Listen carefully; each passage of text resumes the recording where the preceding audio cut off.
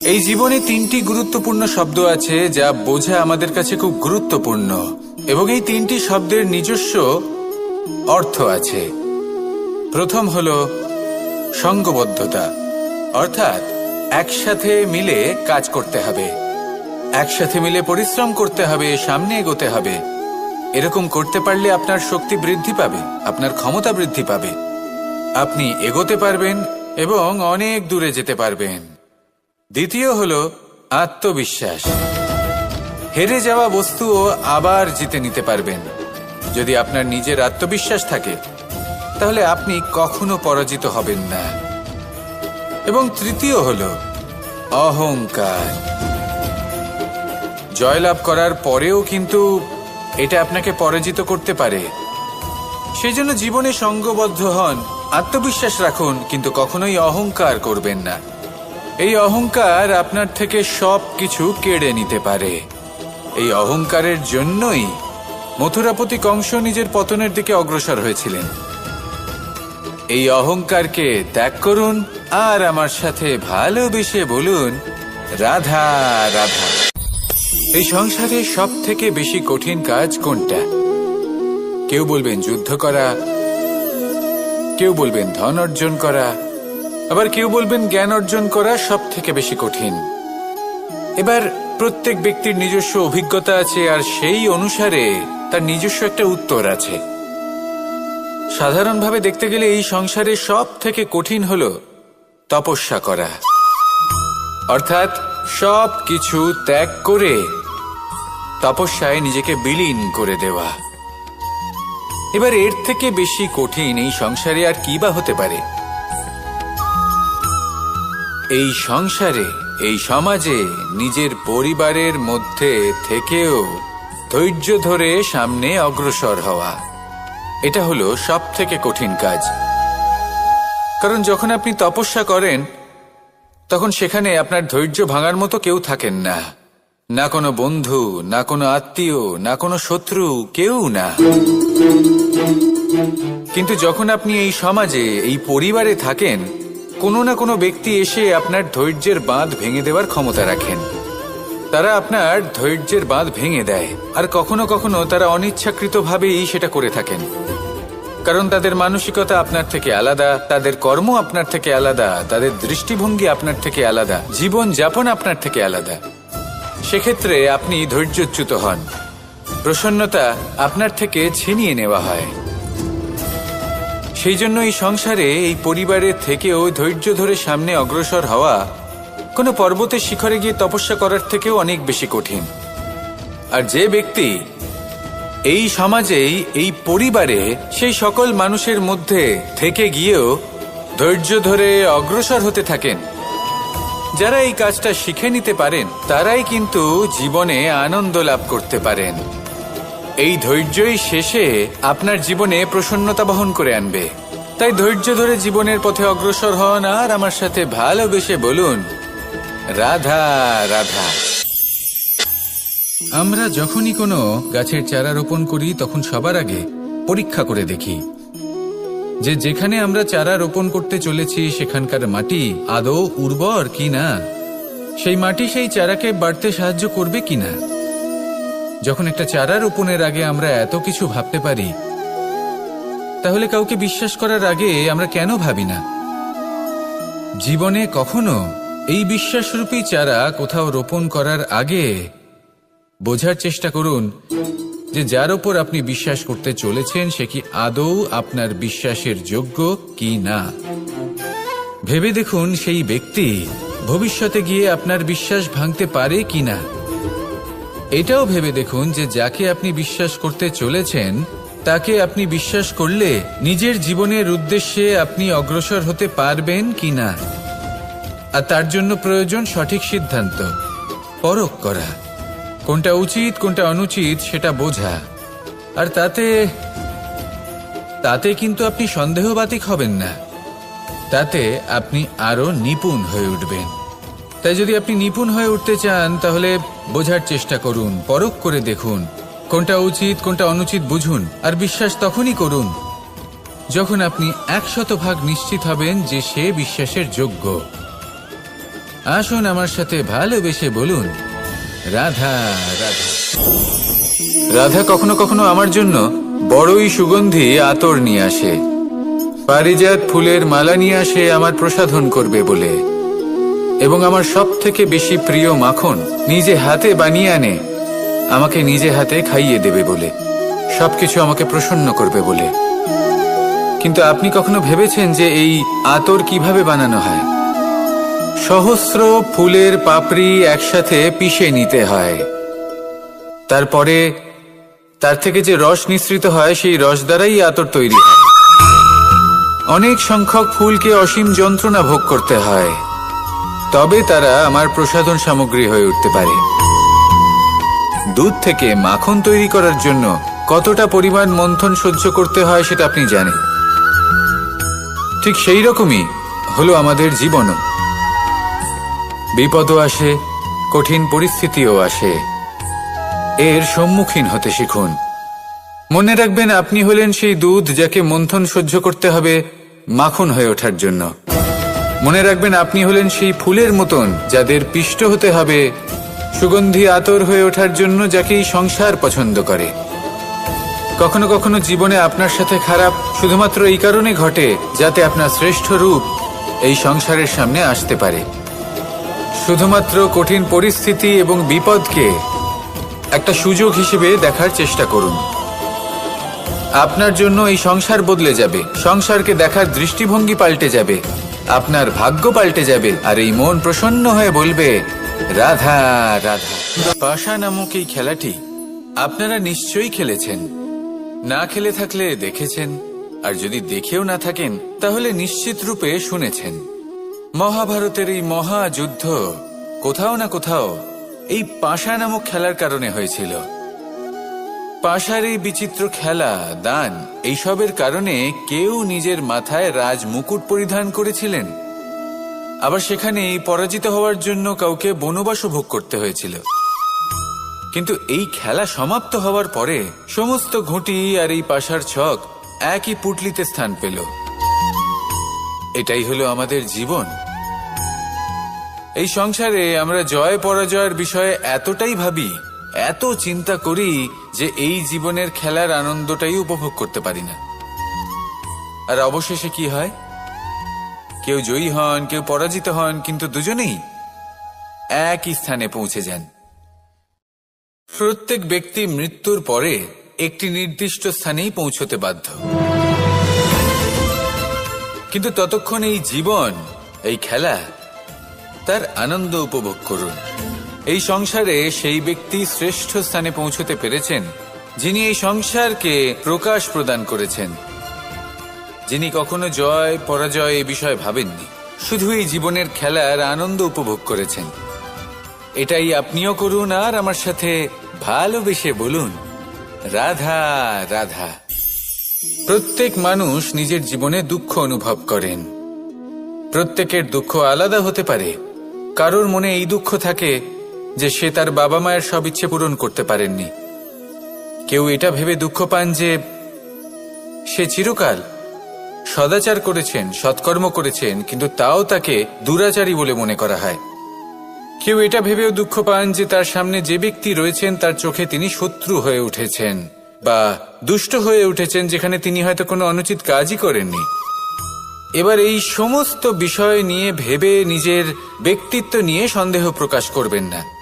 যদি নিজের ব্যক্তিত্ব নিয়ে কোনো সন্দেহ থেকে থাকে তাহলে কর্ম সংক্রান্ত প্রশ্ন করুন যে আপনি যা করেছেন তাতে কি উচিত ছিল, কি অনুচিত ছিল। যেটা প্রয়োজন সেটা এটা বোঝার যে আপনার অন্তর্মন, আপনার বিবেক আপনাকে কি বলছে, আর আপনার অন্তর্মন আর আপনার বিবেক আপনাকে যেটা করতে বলবে শুধু সেটাই করুন। আর তারপরে এই সংসার কি বলবে, কি ভাববে সেসব নিয়ে ভাবতে যাবেন না, কারণ এই সংসার তো ঈশ্বরকেও প্রশ্ন করে থাকে, ঈশ্বরকেও দোষী মনে করে। কখনো কখনো যখন কোনো ঘটনা মানুষের ইচ্ছা অনুযায়ী ঘটে না, তখন মানুষ এটা বলে যে হে ঈশ্বর, আপনি আমার পাশে থাকলেন না, আপনি বড়ই কঠোর, এটা আপনার দোষ। যেখানে বেশিরভাগ সময় হয়তো সে নিজেই নিজের কর্মফল ভোগ করছে, আর কখনো কখনো ঈশ্বর হয়তো তার জন্য আরো ভালো কোনো পরিকল্পনা করে রেখেছেন, কিন্তু মানুষ সেটা বুঝতে পারে না। তাই দিনের শেষে যেটা প্রয়োজন সেটা হলো নিজের মনের কথা বুঝতে হবে। আপনার বিবেক কি বলছে শুধু সেটাই করুন আর সামনে এগোতে থাকুন। আমার সাথে ভালোবেসে বলুন, রাধা রাধা। পরিবর্তন, এটা হলো সৃষ্টির অমূল্য নিয়ম।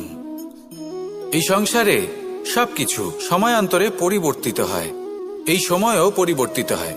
পরিবর্তন চিরকাল হয়ে এসেছে আর চিরকাল হতে থাকবে, কিন্তু এবার আমরা সেই পরিবর্তন কিভাবে লাভ করব যেটা আমাদের প্রয়োজন, যেটা আমরা চাই।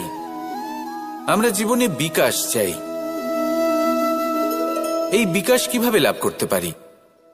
এই প্রকৃতি কিন্তু আমাদের অত্যন্ত উত্তম উদাহরণ দিয়ে বুঝিয়েছে। একটি বিন্দুর উদাহরণ দিয়েছে যা ভবিষ্যতে একটা বিশাল নদীর আকার ধারণ করে। এটা কিভাবে হয়? মেঘ থেকে একটি বিন্দু ঝরে পড়ে সেই পর্বতের ওপর যেখানে হিম আছে। সেই হিমের সংস্পর্শে আসা মাত্র সেই বিন্দুর সাথে আরো বেশ কিছু বিন্দু যুক্ত হয়। তারপর তারা অগ্রসর হয়, আরো কিছু বিন্দু যুক্ত হয়, আস্তে আস্তে একটা ক্ষীণ ধারার রূপ ধারণ করে এবং সেটাই ভবিষ্যতে আরো এগোতে থাকে। অনেকটা যাওয়ার পর যখন অনেক সংখ্যক বিন্দু একসাথে যুক্ত হয় তখন সেটা বিশাল নদীর আকার ধারণ করে। এবার আমরা মানুষ বলে আমাদের সাথে এই নিয়মের অন্যথা হয় তা নয়। আমরাও এই প্রকৃতির অংশ, আমাদের ক্ষেত্রেও একই নিয়ম প্রযোজ্য। যখন পরিশ্রম করে অনেক সংখ্যক বিন্দু আমরা একত্রিত করব তখনই পরিবর্তনের নদী প্রবাহিত হবে। প্রয়োজন হলো নিরন্তর পরিশ্রম করা এবং ধৈর্য ধরা। এটা করতে থাকুন, জীবনে সবকিছু লাভ করতে পারবেন, কারণ প্রকৃতি আমাদের এটাই শিখিয়েছে। আর আমরা এই ব্রহ্মরই একটি অংশ, যার দ্বারা এই ব্রহ্মাণ্ড নির্মিত। আসুন আমার সাথে ভালোবেসে বলুন, রাধা রাধা। কখনো এই প্রকৃতির দিকে তাকিয়ে থাকবেন। এই প্রকৃতি অনেক ধরনের শিক্ষা দেয়। কোনো একটা গাছকে দেখুন কিভাবে সে মাটি থেকে জল শুষে নেয়। সে ঝড় হোক বা হোক কড়া রোদ সব সহ্য করে এবং অবশেষে সে ফল ধারণ করে। আর সেই ফল উৎপন্ন করার পরে সে ফল কিন্তু সে নিজে গ্রহণ করে না, এই সংসারকে প্রদান করে, যাতে পশু পাখি মানুষ তারা এই ফল গ্রহণ করে শক্তিশালী হয়ে উঠতে পারে, সুস্থ থাকতে পারে। সেভাবেই নদী, সরোবর এরা নিজেরাও কিন্তু নিজেদের জল গ্রহণ করে না, মাটিকে প্রদান করে, পশু পাখিকে প্রদান করে। সূর্য নিজেও নিজের জন্য প্রজ্বলিত হয় না, সে প্রকাশ ছড়িয়ে দিতে চায় আমাদের সবার কাছে, সে আলো পৌঁছে দিতে চায়। এই প্রত্যেকের কর্মে পরমার্থ নিহিত আছে, আর সেই জন্যই এদের সকলকে পুজো করা হয়। তাই মনে রাখবেন, আপনার কাছে জীবন যাপনের অতিরিক্ত যা কিছুই আছে তা পরমার্থের জন্য। তাহলে তার সদ্ব্যবহার করুন আর আমার সাথে ভালোবেসে বলুন, রাধা রাধা। আমরা প্রত্যেকেই অবশ্যই এমন সময় দেখেছি যখন অনেকগুলো সমস্যা একসাথে আমাদের জীবনে এসে পড়ে। সমস্যা আমাদের প্রত্যেকের জীবনেই থাকে।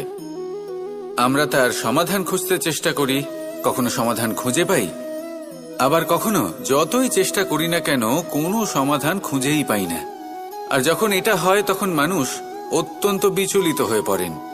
নিজের আত্মীয় স্বজন, নিজের বন্ধু বা সংসার এদের ওপরে এই দোষ চাপিয়ে দেন যে এদের জন্যই এই সমস্যা এসেছে। এবার যদি আমি আপনাকে কোনো পরামর্শ দিই তাহলে এটাই বলবো যে দৃষ্টিভঙ্গি পাল্টে দেখুন। এই দৃষ্টিভঙ্গি দিয়ে দেখুন যে এই সংসারে যে সমস্যায় আসুক না কেন তার জন্য কেউ দোষী নয়, না আপনি না অন্য কেউ। এই পুরো খেলাটাই আপনার মানসিকতা, আপনার দৃষ্টিভঙ্গির, আপনার মনের। কিভাবে বোঝাচ্ছি?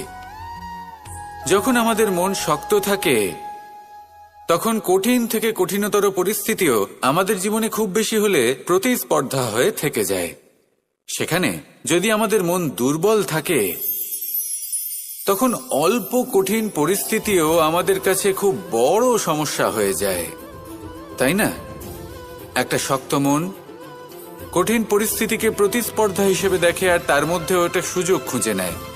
আমাদের শুধু এটাই করতে হবে। এই সংসারে অন্য কাউকে দোষী মনে করলে আপনার সমস্যা দূর হয়ে যাবে না। সেই জন্য এই সংসারকে দোষ দেওয়ার বদলে এই সমস্যার মূলে চলে যান, সেটাকে বুঝুন, নিজের এই মনকে শক্ত করে তুলুন। যদি আপনার মন শক্তিশালী হয়, তাহলে এই সংসারে অনেক বড় বড় কঠিন থেকে কঠিনতর পরিস্থিতিও যদি আসে, আপনার জীবনে যতই বড় বড় সমস্যা আসুক না কেন, আপনার লক্ষ্য লাভে বাধা দিতে পারবে না। আসুন আমার সাথে ভালোবেসে বলুন, রাধা রাধা। আমরা সবাই পাথর দেখেছি, পর্বতও দেখেছি, শুকনো পাতাও দেখেছি, শ্যামল বনানীও দেখেছি। কখনো ভেবেছেন পাথরের অস্তিত্ব কিন্তু ততক্ষণ পর্যন্ত যতক্ষণ সে পর্বতের গায়ে আটকে থাকে। যখন সেই পর্বত থেকে সেই পাথর ভিন্ন হয়ে যায় ও নিজের অস্তিত্ব হারিয়ে ফেলে। আস্তে আস্তে কখনো পাথর কেটে বা কখনো পিষ্ট হয়ে সেই পাথর আস্তে আস্তে মাটিতে পরিণত হয় এবং পূর্ণরূপে নিজের অস্তিত্ব হারিয়ে ফেলে। এটাই পাতার সাথেও হয়। এই পাতা যতক্ষণ গাছের ডালের সাথে যুক্ত ততক্ষণ তার অস্তিত্ব থাকে। যখনই ডাল থেকে বিচ্ছিন্ন হয়, সেও নিজের অস্তিত্ব হারিয়ে ফেলে। আর এটাই আমাদের সাথেও হয়। যতক্ষণ আমরা নিজেদের আপনজনের সাথে যুক্ত থাকি, আমাদের অস্তিত্ব বজায় থাকে। যখন আপনজনদের সাথে সম্পর্ক ছিন্ন করি, তখন আমরাও আমাদের অস্তিত্ব হারিয়ে ফেলি। এবার এই সংসারের প্রত্যেক ব্যক্তি স্বতন্ত্র থাকতে চান, আর অনেক ব্যক্তি স্বতন্ত্র থাকবেন বলে আপনজনদের দূরে করে দেন আর তাদের সাথে এই সম্পর্ক ছিন্ন করেন।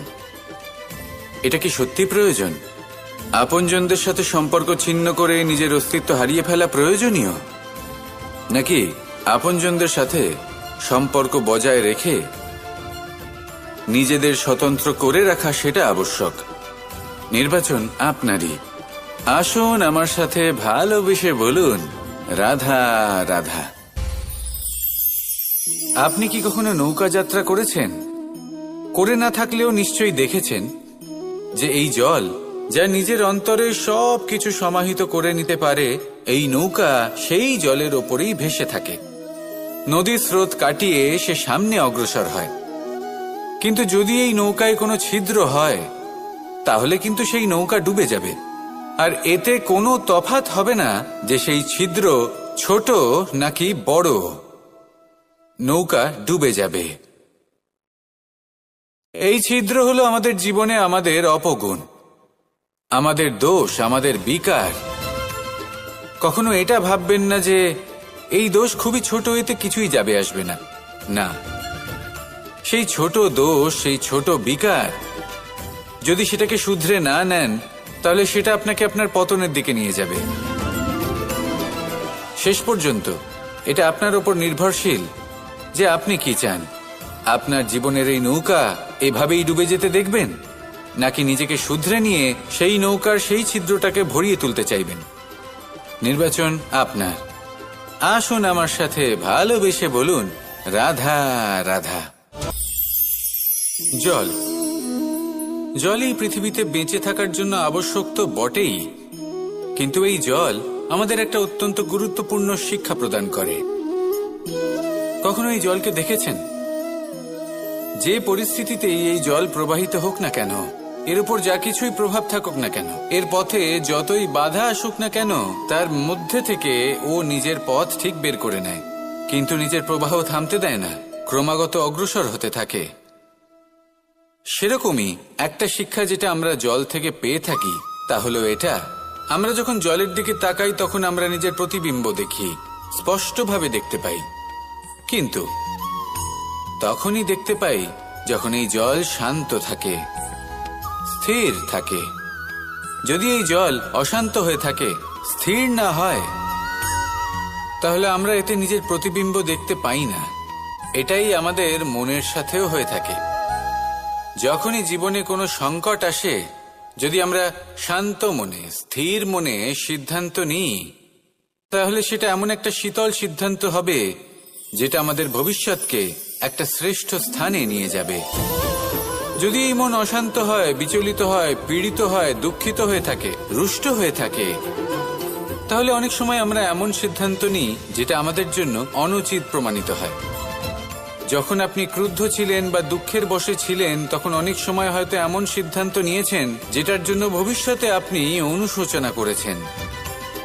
এবার দেখুন, এই আবেগগুলো থেকে আমরা পালাতে পারবো না, কিন্তু এই আবেগগুলো আপনার উপর কতটা প্রভাব ফেলবে সেটা আমরা অবশ্যই ঠিক করতে পারি। এই মনকে আমরা নিয়ন্ত্রণ করতে পারি। এটাই করুন, চিন্তা করুন, এই মনকে শান্ত রাখুন, স্থির হতে চেষ্টা করুন, আর তারপরে সিদ্ধান্ত নিন। আসুন আমার সাথে ভালোবেসে বলুন, রাধা রাধা। এই সংসারে ভৌতিক বস্তুরও নিয়তি আছে। যারাই এই সংসারে আসে বা উৎপন্ন হয়, তারা কিছুমাত্র সময় পর্যন্তই এখানে থাকতে পারে, আর তারপরে সেও লুপ্ত হয়ে যায়, অর্থাৎ সে নিজেও এই পঞ্চমহাভূতে সমাহিত হয়ে যায়। আমাদের সাথেও ঠিক এটাই হয়। সেই জন্যই ঈশ্বর দ্বারা প্রদত্ত এই উপহারের বিষয়ে ভাবুন, এই জীবনের বিষয়ে ভাবুন। ঠিক যেমন বিশ্বাস ভঙ্গ হলে কোনো ব্যক্তি আমাদের কাছে অপরিচিত হয়ে যান, ঠিক সেরকমই শেষ নিঃশ্বাস ত্যাগের পর এই শরীরও আমাদের কাছে পরই হয়ে যায়। তাই এই শরীর থাকাকালীন শ্রেষ্ঠভাবে একে সদ্ব্যবহার করুন, এই জীবনে শ্রেষ্ঠ কর্ম করুন, আর এই জীবনকে শ্রেষ্ঠভাবে যাপন করার জন্য কিছু কথা বোঝা প্রয়োজনীয়। যদি আপনি কারোর প্রশংসা করেন, তাহলে পূর্ণ হৃদয় দিয়ে করুন। যদি আপনি হস্তক্ষেপ করে থাকেন, তাহলে মস্তিষ্ক দ্বারা করুন। যদি আপনি সমীক্ষা করেন, তাহলে বিবেক দ্বারা করুন। যদি আপনি ধন অর্জন করতে চান, তাহলে নীতি অনুসারে চলুন। যদি জীবনযাপন করতে চান, তাহলে রীতি মেনে করুন। আর যদি ঈশ্বরের ভজন করতে চান, তাহলে ভক্তিভাব নিয়ে করুন। শুধু এই কথা মনে রাখবেন যে আপনার এই জীবন কিন্তু অনিশ্চিত কাল পর্যন্তই আছে। কতক্ষণ আছে সেটা কেউ জানে না। তাই কিছু মুহূর্ত যেটা যাপন করতে আমরা এখানে এসেছি, সেখানে ক্রোধ, অহংকার, ঈর্ষা, এইসব আবেগের কি গুরুত্ব বলুন তো? এগুলো ত্যাগ করুন। মানুষকে ক্ষমা করতে শিখুন, আস্তে আস্তে বিশ্বাস করতে শিখুন। এই সংসারে নিঃস্বার্থভাবে প্রেম করতে শিখুন, আর সবার মধ্যে আনন্দ বিতরণ করুন। তাই এই সব গুণ যদি আপনি আত্মসাৎ করতে পারেন, তাহলে আপনার জীবনে শুধু আনন্দ এবং আনন্দই বিরাজমান হবে। আসুন আমার সাথে ভালোবেসে বলুন, রাধা রাধা। এবার কখনো কখনো জীবনে আমাদের মনে হয় যে চতুর্দিকে শুধুমাত্র অন্ধকারই হয়ে আছে। প্রত্যেকেরই তা কখনো মনে হয়। আর তখনই আমাদের নিরাশ হলে চলবে না, আমাদের দুঃখী হলে চলবে না। সেই সময় আমাদের খুঁজতে হবে নিজেদের আশেপাশে, চতুর্দিকে, আর কোথাও না কোথাও আমরা প্রকাশ অবশ্যই দেখতে পাব, আশার একটা কিরণ অবশ্যই দেখতে পাব। কেউ এমন একটা কর্ম করেন যেটা দেখে আমরা প্রেরিত হয়ে যাই, আর এমন কোনো কর্ম যদি আপনারা করেন, তাহলে সেই কর্ম আপনার মনকে প্রসন্ন ভাব, আনন্দ এবং ভালোবাসা দ্বারা ভরিয়ে তুলবে। আপনার অন্তরের সেই অন্ধকারের অন্ত করবে, দুঃখেরও অন্ত করবে। আর এই মন প্রসন্ন ভাব নিয়ে বলবে, রাধা রাধা। যদি কোনো সিংহ বানরের মতো গাছে চড়তে চেষ্টা করে, তাহলে কি হবে? একটা মাছ যদি মাটিতে হাঁটতে চেষ্টা করে, তাহলে কি হবে? তারা বিফলই হবে। কিন্তু এরকম কেন হয়? তার কারণ হলো প্রকৃতির রচনা কিছুটা এরকম। এখানে প্রত্যেকটি ব্যক্তিকে, প্রত্যেকটি প্রাণীকে আলাদা আলাদা গুণের অধিকারী করা হয়েছে, এবং সকলকে একটা সীমাও প্রদান করা হয়েছে। এবার এই যে বৃক্ষ, পশু, পাখি, এদের মধ্যে সেই ক্ষমতাই নেই যে এরা নিজেদের যাচাই করতে পারবে, নিজেদের সীমাগুলো বুঝতে পারবে। নিজেদের সদ্গুণগুলো চিনতে পারবে, এরা সেটা করতে পারবে না। কিন্তু মানুষ তো আলাদা। মানুষের কাছে সেই বিশেষ শক্তি আছে যে তারা পূর্ণরূপে নিজেদের যাচাই করতে পারবে, নিজেকে পূর্ণরূপে বুঝতে পারবে, নিজের দোষ, নিজের অপগুণ, নিজের সদ্গুণ, নিজেদের সীমাগুলো তারা বুঝতে পারবে। আর এটা অত্যন্ত গুরুত্বপূর্ণ। কথায় আছে যে যদি সাফল্য লাভ করতে হয় তাহলে নিজেকে যাচাই করে নিতে হবে। তাই নিজেকে যাচাই করুন, নিজের সাথে পরিচিত হয়ে যান এবং জীবনে কর্ম করতে থাকুন। সাফল্যের শিখরে অবশ্যই পৌঁছে যাবেন। আর ওখানে যদি যান তাহলে এই মন প্রসন্ন হয়ে অবশ্যই বলবে, রাধা রাধা। বনের মধ্যে যদি আপনি কোনো বিষাক্ত সাপ দেখেন তাহলে কি করবেন? আপনি তখনই তার থেকে দূরে পালাতে চেষ্টা করবেন। আর এটা কেন করবেন? নিজের রক্ষার্থে। এই কথা আমি নয় মেনে নিলাম, কিন্তু নিজের জীবনে এটা করেন না কেন? আপনি যেখানেই যান, যে স্থানেই যান না কেন, প্রত্যেক সময়, প্রত্যেক মুহূর্তে এমন বিষাক্ত সাপ আপনি অবশ্যই খুঁজে পাবেন। আর সেই সাপ নয় যাদের আপনি বনে খুঁজে পাবেন, এরা হলো সেই সাপ যা আপনাকে পাপ করতে বাধ্য করবে। আপনার অন্তরের বাসনা, ক্রোধ, অহংকার, লোভ, ঈর্ষা এদের বৃদ্ধি ঘটাবে। দেখুন, বনের এই সাপ আপনাকে একবার ছেড়ে দিতেও পারে, ছোবল নাও মারতে পারে, কিন্তু এই যে পাপরূপী সাপ আছে তা অবশ্যই ছোবল মারবে। কর্ম যদি করেন তাহলে অবশ্যই ফল পাবেন। সেই জন্য যখনই কোথাও যাবেন, যদি এমন কাউকে দেখেন, যদি এমন কিছু দেখেন যে আপনাকে পাপ করতে বাধ্য করছে, তাহলে সেই মুহূর্তে সেখান থেকে পালিয়ে যান। যেমন বনের সাপ দেখে আপনি পালাতে থাকেন। সৎকর্মের রক্ষা অত্যন্ত আবশ্যক। আসুন আর আমার সাথে ভালোবেসে বলুন, রাধা রাধা। মনুষ্য জীবনের সব থেকে বেশি গুরুত্বপূর্ণ বিষয় হল মনের একাগ্রতা। এই সংসারের যে কটি মহান কার্য সম্পাদন হয়েছে তা হল মনের এই একাগ্রতার একমাত্র ফল। আপনি অবশ্যই দেখে থাকবেন, অনেক ছোট বড় নদী যা বয়ে চলে তাদের সামনে একটা বাঁধ নির্মাণ করা হয় সেই সব নদীর জল সঞ্চয় করতে।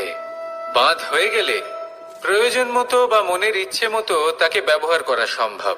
এবার এটাই আমাদের মনের সাথেও সম্ভব। আমাদের মনের একাগ্রতা আজকের দিনে দাঁড়িয়ে বিভিন্ন ধরনের বিকার, ক্রীড়া এবং ভোগের মধ্যে ভাগ হয়ে গেছে। একে একত্রিত করতে হবে, একটা বাঁধ নির্মাণ করতে হবে। শুধু এটাই করতে হবে, যেটা উচিত কর্ম সেটাই করুন, যেটা অনুচিত কর্ম সেটা করা থেকে নিজেকে বিরত রাখুন। এটাই করতে হবে, যেটা উচিত কর্ম সেটাই করুন, যেটা অনুচিত কর্ম সেটা করা থেকে নিজেকে বিরত রাখুন। ব্যাস, এই কাজটাই আপনি করতে থাকুন, করতে থাকুন। মনের মধ্যে একাগ্রতার বাঁধ নির্মাণ করুন। আর একবার যদি তা নির্মাণ হয়ে যায় তাহলে যখন চাইবেন, যেখানে চাইবেন, যতটা চাইবেন একাগ্রতা প্রয়োগ করতে পারবেন। আর একবার যদি আপনি এটা শিখে যান তাহলে এই সংসারকে বদলে ফেলার মতো কাজ আপনি করতে পারবেন, সমাজকে শোধরাবার মতো কাজ করতে পারবেন। তাহলে এই মনকে একাগ্র করুন আর আমার সাথে ভালোবেসে বলুন, রাধা রাধা। আমরা সবাই ফল খাই, কিন্তু আমাদের সেই ফলই প্রিয় হয় যে পরিপক্ক হয়ে ওঠে, যেটা নম্র হয়, আর যে ফল অনেক বেশি মিষ্টি আর সুস্বাদু হয়ে থাকে, যাদের রঙে বাহার দেখা যায়। সেইভাবে জীবনে আমরা নানান মানুষের সাথে পরিচিত হই, কিন্তু সেই মানুষই আমাদের মন ছুঁয়ে যায় যারা বিনম্র স্বভাবের, যাদের বাণী খুব মধুর, যাদের অন্তরে আত্মবিশ্বাসের একটা তেজ, একটা রং দেখা যায়। এবার এমন ব্যক্তি আমরা কি করে হব?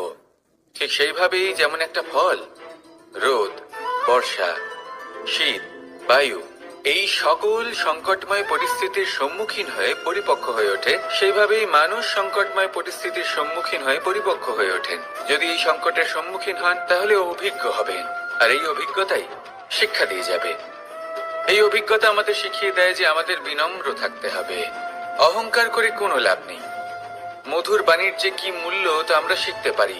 এই অভিজ্ঞতাই আমাদের বুঝিয়ে দেয় যে উচিত অনুচিত কোনটা আমাদের দৃষ্টিভঙ্গি তৈরি করে, আর এই দৃষ্টিভঙ্গি দ্বারা আত্মবিশ্বাস জাগ্রত হয়।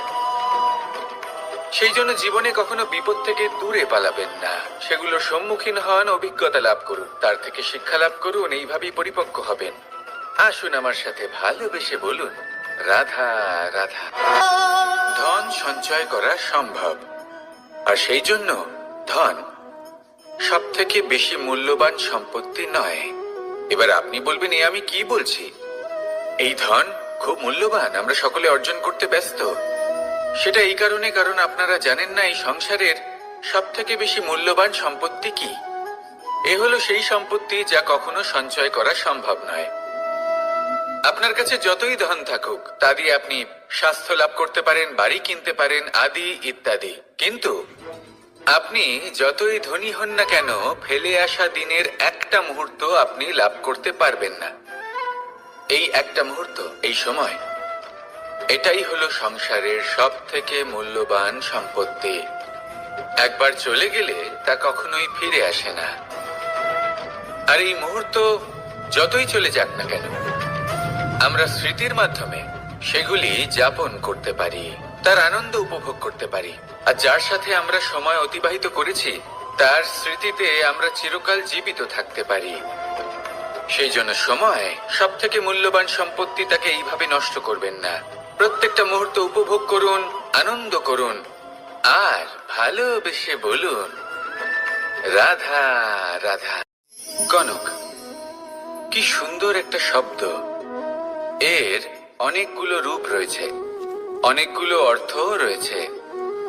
প্রথম অর্থ হলো স্বর্ণ, অর্থাৎ সম্পত্তি। দ্বিতীয় অর্থ ধুতুরা, অর্থাৎ গাছের ছোট একটা বীজ, যা কিনা অত্যন্ত শক্তিশালী হয়। যদি বেশি মাত্রায় এর প্রয়োগ করা হয়, তাহলে এটা বিষময় হয়ে উঠতে পারে। এই হলো সেই ধুতুরা, যার প্রয়োগ মহাদেবের পুজোতে করা হয়। এবার প্রশ্ন হলো এটাই যে, এই স্বর্ণ এবং এই ধুতুরার মধ্যে মিল কি রয়েছে? মিল হলো এটাই যে, এই দুটোই মানুষকে মত্ত করে তোলে। ধুতুরা মানুষকে তখন মত্ত করে যখন তাকে সেবন করা হয়, কিন্তু স্বর্ণ, ধন, সম্পত্তি, মানুষ এটা যতটাই অর্জন করে নেয় সেটাই যথেষ্ট। এই স্বর্ণ মানুষের ভাবনা চিন্তা করার ক্ষমতাকে বশ করে ফেলে। মানুষ সম্পত্তির লোভে মত্ত হয়ে ওঠে, কারণ যে যত চমৎকারী, যতটা অমূল্য হয়, তাকে সামলানো কিন্তু ততটাই কঠিন, তাই না? তাই মনে রাখবেন, ধন, স্বর্ণ, সম্পত্তি, এগুলো ধুতুরার থেকেও অনেক বেশি বিষাক্ত হতে পারে। তাই এর ওপর আত্মসংযমের একটা কবচ পরিয়ে রাখবেন এবং বিবেকের শক্তির সাথে এগুলো প্রয়োগ করুন, তবেই কল্যাণ হবে। আসুন আমার সাথে ভালোবেসে বলুন, রাধা রাধা। রোগ যদি এসে থাকে, তাহলে তার ওষুধও অবশ্যই আসে। সমস্যা যদি আসে, তাহলে সেই সমস্যার সমাধানও নিজে থেকেই আমাদের কাছে চলেই আসে। এই সংসার, এই জীবনের শুধুমাত্র একটাই নিয়ম আছে, আর তা হলো এটাই, এই সংসার হলো একটা চক্রের মতো। এতে শাশ্বত বলে কিছু নেই, নিত্য বলে কিছু নেই, আর যা কিছুই রয়েছে সব বদলাতে চলেছে। যদি আপনার জীবনে দুঃখ থাকে, সমস্যা থাকে, যদি আপনি বিপদ দ্বারা আচ্ছন্ন, তাহলে মনে রাখবেন, সবকিছু বদলে যেতে চলেছে। দুঃখের সময় কাঁদবেন না, মনকে আরো দুঃখী করে তুলবেন না, কারণ এখানে যা কিছুই এসেছে তা যাওয়ার জন্যই এসেছে। তাহলে এত চিন্তা কিসের? আনন্দ সহকারে জীবন যাপন করুন, আর আমার সাথে ভালোবেসে বলুন, রাধা রাধা। মানুষের জীবনে তিনটি গুণ অত্যন্ত প্রয়োজনীয়: শ্রদ্ধা, বিনম্রতা, যোগ্যতা। যদি জ্ঞান লাভ করতে চান, তাহলে শ্রদ্ধার প্রয়োজন। যদি মান লাভ করতে চান, তাহলে স্বভাবে বিনম্র হওয়া প্রয়োজন। আর যদি মনোবাঞ্ছিত স্থান লাভ করতে চান, তাহলে যোগ্যতার প্রয়োজন। বিষয়টা সহজ। শ্রদ্ধা আপনাকে জ্ঞান দেবে, নম্রতা আপনাকে মান, আর যোগ্যতা উচিত স্থান দেবে। কিন্তু যদি আপনি এই তিনটি গুণ সম্মিলিত করেন তাহলে এমন কিছু লাভ করবেন যা এই সব কিছুর থেকে অনেক ঊর্ধ্বে। সম্মান। আর এ হলো সেই সম্মান যা প্রত্যেক মানুষের নিজের জীবনে লাভ করতে চেষ্টা করা উচিত। কারণ এই হলো সেই সম্মান যার কারণে আপনি চলে যাওয়ার পরেও এই সংসার আপনাকে ভালোবাসবে আর মনে রাখবে। আসুন আমার সাথে ভালোবেসে বলুন, রাধা রাধা। জীবনে গতি অত্যন্ত গুরুত্বপূর্ণ, মতিও হলো গুরুত্বপূর্ণ, এবং তার থেকেও বেশি গুরুত্বপূর্ণ হলো সঙ্গতি। একটা জলের ফোঁটা, তার মধ্যে গতি থাকে, প্রকৃতির মধ্যে তা লাভ করার ইচ্ছে নিহিত থাকে। কিন্তু এই যে সঙ্গতি, তা নির্ধারিত করে যে এই জলের ফোঁটা ঝিনুকের মুখে পড়ে মুক্ততে পরিণত হবে নাকি বিষাক্ত সাপের মুখে পড়ে বিষে পরিণত হবে। এবার দেখুন, এই জঞ্জাল স্বর্ণকারের দোকানের সামনেও থাকে এবং জঞ্জাল একজন ব্যবসাদারের দোকানেও থাকে। কিন্তু জঞ্জাল যা স্বর্ণকারের দোকানে থাকে তা ব্যবসাদারের দোকানের জঞ্জালের থেকে অনেক বেশি মূল্যবান, কারণ তার মধ্যে সোনার কণার সঙ্গতি থাকে। সেই জন্য জীবনে সঙ্গতির উপর বিশেষ গুরুত্ব দেবেন। যেমন সঙ্গতি তেমনই আপনি হবেন। আসুন আমার সাথে ভালোবেসে বলুন, রাধা রাধা। প্রত্যেক প্রাণী ভালোভাবে জীবন যাপন করতে চান, এটা তাদের স্বভাবে আছে এবং ভাবাটা অনুচিত নয়। কিন্তু একটা ভালো জীবনের গুরুত্বপূর্ণ অংশ কোনটা? বসবাসের স্থান। সেই স্থান যেখানে আমরা জীবন অতিবাহিত করি। এবার মানুষ ভাবতে পারেন যে একটা ভালো বাসস্থানের অর্থ কি? সেই স্থান যেখানে সহজে জল পাওয়া যায়, যেখানে শুদ্ধ বায়ু পাওয়া যায়, যেখানে আনাজ উৎপন্ন হয়। এটা জীবনযাপনের জন্য পর্যাপ্ত বটে, কিন্তু ভালো জীবন যাপনের জন্য আরো একটা কথা আপনাকে বুঝতে হবে। সাধু, জ্ঞানী, পণ্ডিত ব্যক্তি, এই সকল মহাপুরুষ, এনাদের যে বাসস্থান তা অত্যন্ত বিশেষ হয়। এখানে এক ধরনের বিশেষ ইতিবাচক শক্তি থাকে। এমন একটা স্থান যেখানে দেবতারাও বিচরণ করেন। জীবন আমরা সবাই যাপন করি, কিন্তু জীবনের উদ্দেশ্য শুধুমাত্র জীবন যাপন করা নয়। জীবনের উদ্দেশ্য হলো মুক্তি লাভ করা। আর এই সকল সাধু, জ্ঞানী, পণ্ডিত ব্যক্তি, এই সকল মহাপুরুষ আপনাকে মুক্তির পথে নিয়ে যেতে পারেন। কারণ এরা হলেন সেই মহাপুরুষ যারা নিজেদের অন্তরের বিকার, অহংকার, ক্রোধ, বিদ্বেষ, এই সকল দোষগুলিকে ত্যাগ করেছেন, এদের ওপর বিজয় লাভ করেছেন। এমনই একজন ব্যক্তি আপনাকে মুক্তির পথে নিয়ে যেতে পারে। প্রয়োজন হলো শুধুই এনাদের চিনতে পারা, এদের কথা বুঝতে পারা এবং এদের দেখানো পথে চলা। যদি আপনি এটা করতে পারেন তাহলে এই মন প্রফুল্ল হয়ে বলবে, রাধা রাধা।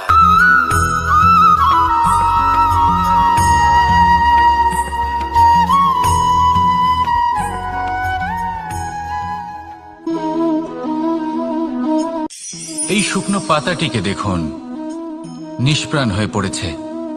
একটা গাছের ডালে ছিল, সেই গাছ ওর লালন পালন করত। যখন যখন বাতাস বইত, এই পাতায় কম্পন দেখা দিত, মনকে প্রফুল্ল করে তুলত। কোনো একদিন এই পাতা গাছের ডাল থেকে ঝরে পড়ে গেল।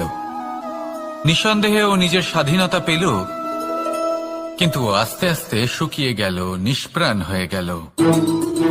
দেখুন, আমি এই কথা বলছি না যে স্বাধীনতা অনুচিত, কখনোই না। কিন্তু যে কোনো পরিস্থিতিতে স্বাধীন হতে চাওয়া এটা নিশ্চিতরূপে অনুচিত। আমরা যদি আমাদের জীবনে পরিবারের গুরুত্ব ভেবে দেখি, তাহলে এই পরিবারে যতই মতভেদ থাকুক না কেন, যতই মনোমালিন্য থাকুক না কেন, যতই বিবাদ থাকুক না কেন, এই সব মিটিয়ে নেওয়া অত্যন্ত প্রয়োজনীয়। সেই সবকিছু সমাপ্ত করা অত্যন্ত প্রয়োজনীয়। কখনো এই পরিবারকে ভাঙতে দেবেন না, কখনো এই পরিবার থেকে দূরে চলে যাবেন না। এই পরিবার হলো আমাদের জীবনের একটা অমূল্য সম্পদ, অমূল্য এক আশ্রয়, যা এই সংসারে হয়তো কোথাও আপনি পাবেন না। তাই একে আগলে রাখুন। পরিবার সেই গাছ আসুন আমার সাথে ভালোবেসে বলুন রাধা। সেই গাছ, আসুন আমার সাথে ভালোবেসে বলুন রাধা রাধা।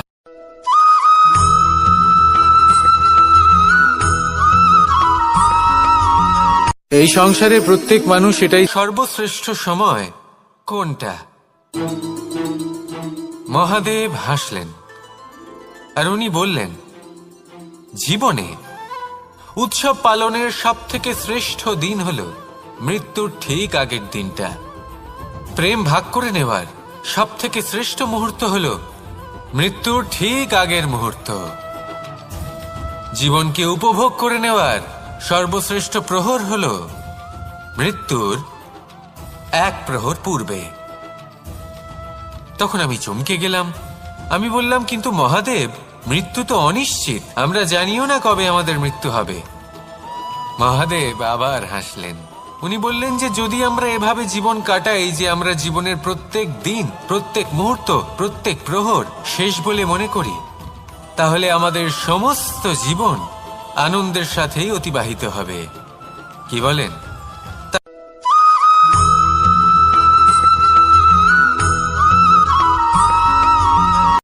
সংসারে আমাদের জীবনে যখন কোনো সুখ বা দুঃখ আসে, তার জন্য আমরা কাউকে না কাউকে অবশ্যই দায়ী করে থাকি, তাই না? এই ব্যক্তি আমাদের সাথে এরকম কাজ করেছেন, তাই আমার সাথে এমন হলো। ওই ব্যক্তি যদি এমনটা না করতেন, তাহলে আজ আমি ওই স্থানে পৌঁছতে পারতাম। সবই আপনার দৃষ্টিভঙ্গির ওপর নির্ভরশীল, আর যদি আপনার দৃষ্টিভঙ্গি এমন হয়, তাহলে তা অনুচিত। সত্যি কথা বলতে, এই সংসারে ভিন্ন ভিন্ন ধরনের মানুষ আছে। এটা আপনার উপর নির্ভর করছে কিভাবে তাদের স্বাগত জানাবেন। একবার ভাবুন, আমি আমার দুটো হাত সামনে নিয়ে এলাম, দুটো মুঠো খুলে দিলাম। দুই প্রকারের মানুষ আসবেন, কিছু না কিছু দিয়ে যাবেন। এই মুঠো যদি আমি বন্ধ করে দিই, তাহলে না কেউ আমাকে কিছু দিতে পারবে, না আমার কিছু যাবে আসবে। নিশ্চয়ই বুঝতে পারছেন এই দুই ধরনের ব্যক্তি কারা এবং তারা কি দিয়ে যান। আমি যদি নিজের মুঠো খুলে দিই, তাহলে কিছু ভালো মানুষ আসবেন, আমাকে আনন্দ, সন্তুষ্টি, জ্ঞান প্রদান করে যাবেন, ভালো অভিজ্ঞতা দিয়ে যাবেন। কোনো খারাপ ব্যক্তি যদি আসেন, তাহলে তিনিও খারাপ অভিজ্ঞতা দেবেন, যার থেকে আমি শিক্ষা লাভ করব। এই সব কিছু আমি লাভ করতে পারি। মুঠো যদি বন্ধ করে রাখি, তাহলে আমি কিছুই পাবো না। দেখুন, এই সংসারে প্রত্যেকের জীবনে এইরকম। প্রত্যেকের জীবনে সবকিছুই আছে, ভালো খারাপ দুই মানুষই আছে, ভালো অভিজ্ঞতা আছে, খারাপ অভিজ্ঞতা আছে। নির্ভর করছে আপনার উপর যে আপনি কি করবেন, এনাদের স্বাগত কিভাবে জানাবেন, কার থেকে কি বুঝবেন, কি শিখতে পারবেন, আর কোন দৃষ্টিভঙ্গি নিয়ে অগ্রসর হবেন। এটাই নির্ধারণ করবে যে আপনার জীবন কেমন হবে। আসুন আমার সাথে ভালোবেসে বলুন রাধা রাধা।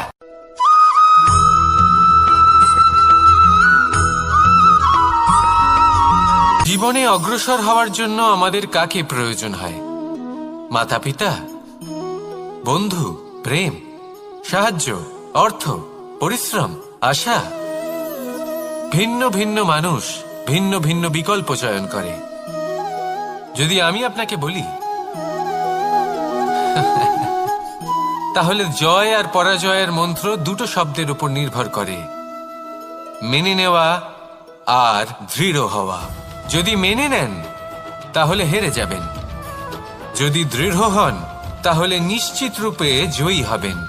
যদি কখনো আপনি ক্লান্ত হয়ে ওঠেন, আপনি দুঃখী হন, পুরোপুরি ভেঙে পড়েছেন, তখন মেনে নেবেন না যে আপনি ভেঙে পড়েছেন, নয়তো হেরে যাবেন।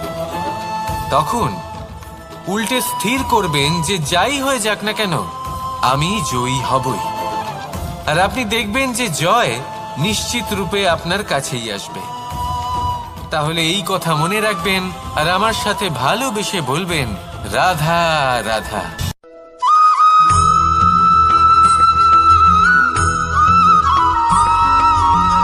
ভালো, শুধু ওনাদের কঠোর ব্যবহার দেখলে আমরা একটু ভয় পেয়ে যাই। এবার ওনাদের এই কঠোর ব্যবহার আমাদের ভালো না লাগলেও অত্যন্ত আবশ্যক, কারণ মাতার থেকে আমরা যে শক্তি লাভ করি তা যেন নিয়ন্ত্রণ হারিয়ে বিধ্বংসী না হয়ে ওঠে। আমরা যেন কোনো কুপথে না চলে যাই, আমরা কখনো যেন দোষ না করে ফেলি শুধু সেই জন্য পিতা এবং গুরু একটু কঠোর হয়ে ওঠেন, এবং ওনাদের এই কঠোর আচরণ ভবিষ্যতে গিয়ে আমরা অবশ্যই বুঝতে পারি।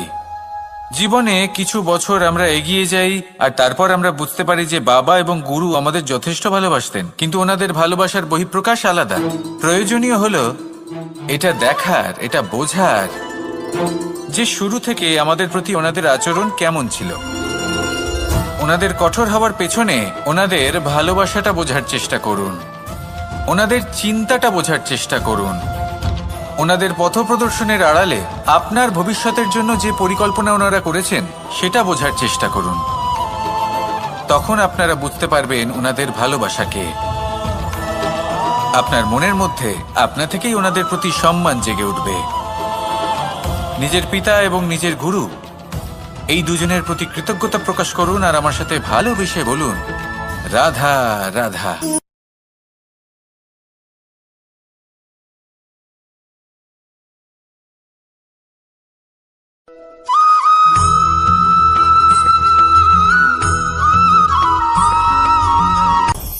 আপনি কখনো পর্বতের শিখরে উঠেছেন? আপনি দেখতে পাবেন পর্বতের পদতলে প্রচুর সুন্দর ফুল রয়েছে, সবুজ বনানী রয়েছে। যত আপনি ওপরে উঠতে থাকবেন তত ফুল কমতে থাকবে, সবুজ বনানী কমতে থাকবে। আরো কিছুটা ওপরে উঠলে কাঁটা জাতীয় গাছ দেখতে পাবেন, শুকনো গাছ দেখতে পাবেন। আরো যদি ওপরে ওঠেন তাহলে পাষাণ দেখতে পাবেন। আরো ওপরে উঠলে হিমখণ্ড দেখতে পাবেন। এই যে পর্বত, তা মনুষ্য জীবনের সবথেকে উত্তম উদাহরণ। মানুষ যখন সাফল্যের শিখরে পৌঁছতে চান, মহানুভবতার শিখরে পৌঁছতে চান, পথে যত আস্তে আস্তে উপরে উঠতে থাকেন ততই ভৌতিক বস্তু তার থেকে বিচ্ছিন্ন হতে থাকে। যদি তিনি সেই ভৌতিক বস্তুগুলি ত্যাগ না করতে পারেন তাহলে কখনোই সেই স্থানে পৌঁছতে পারবেন না। আর মানুষ যদি উচিত ত্যাগ করতে পারেন, পথে অগ্রসর হতে থাকেন, এগোতে থাকেন, তাহলে একদিন না একদিন তিনি মহানুভবতার, জ্ঞানের, সাফল্যের হিমের স্বাদ অবশ্যই লাভ করবেন। মনে রাখবেন, মানব জীবনে ত্যাগ হলো অত্যন্ত গুরুত্বপূর্ণ অংশ। আসুন আমার সাথে ভালোবেসে বলুন, রাধা রাধা।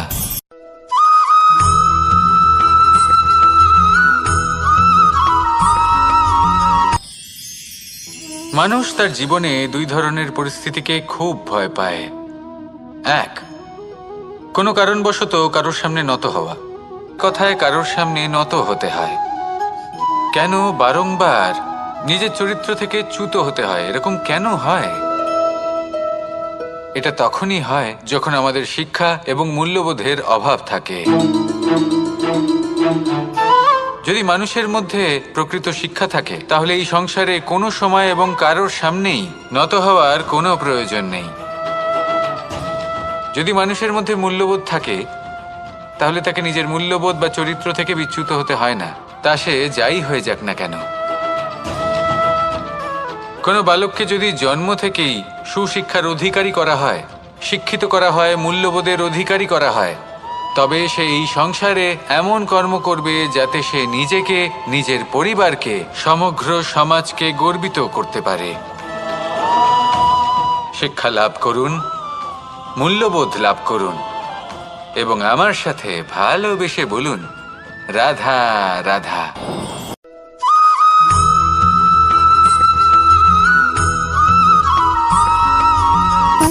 সুখ, দুঃখ এবং শক্তি, এই তিন হলো এই সংসারের ত্রিদেবের মতো।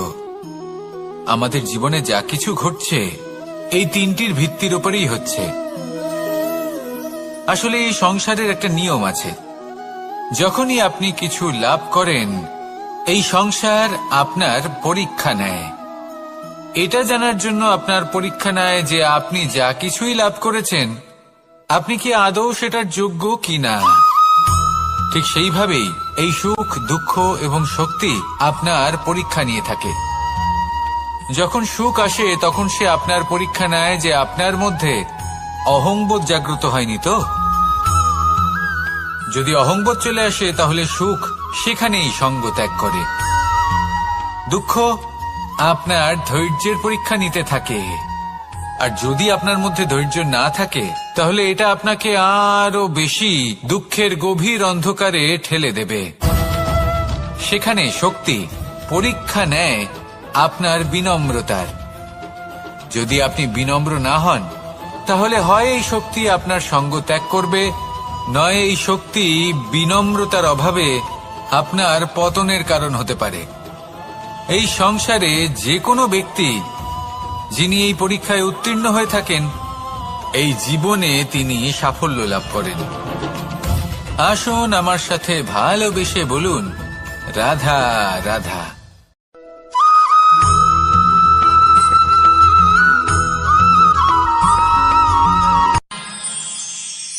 আমরা সবাই সূর্যকে সম্মান কেন করি? কারণ আমরা জানি যে সন্ধেবেলা যখন সূর্যাস্ত হবে, তখন শুধুমাত্র অন্ধকার বাকি থাকবে। ঠিক কিছুটা এরকমই হয় আমাদের মাতা পিতাও, যিনি আমাদের জন্ম দেন, আমাদের ভরণ পোষণ করেন, আমাদের বড় করেন, আমাদের প্রেম প্রদান করেন। কখনো কখনো তাদের মুখ থেকে কটু কথা নিঃসৃত হয়, আমাদের দুঃখ হয়, কিন্তু তখন আমাদের এটা বোঝা উচিত এগুলি নিঃসৃত হচ্ছে আমাদেরই মঙ্গলের জন্য। যেমন সূর্যদেব, উনিও উত্তাপ দিয়ে থাকেন আমাদেরই মঙ্গলের জন্য, যাতে ফসল পাকতে পারে, যাতে জল বাষ্প হয়ে মেঘ হতে পারে, বৃষ্টি হতে পারে, আর এই সংসারে নিরন্তর জলের প্রবাহ থাকে। আমাদের মাতা পিতা, তাদের কঠোর আচরণ, তাদের কঠোর অনুশাসনের পেছনে লুকিয়ে থাকে ওনাদের ভালোবাসা। আমাদের তা বুঝতে হবে, সসম্মানে ওনাদের গ্রহণ করতে হবে। কারণ ঠিক সূর্যাস্তের পরে যেমন চতুর্দিক অন্ধকারচ্ছন্ন হয়ে যায়, তেমনি আমাদের জীবন থেকে যখন আমাদের মাতা পিতা চলে যায়, তখন আমাদের জীবনেও শুধু এবং শুধুমাত্র অন্ধকারই ছেয়ে থাকে। সেই জন্য নিজের মাতা পিতাকে সম্মান করুন, ওনাদের ভালোবাসা প্রদান করুন। এই মন আর এই জীবন প্রসন্ন হয়ে বলবে, রাধা রাধা।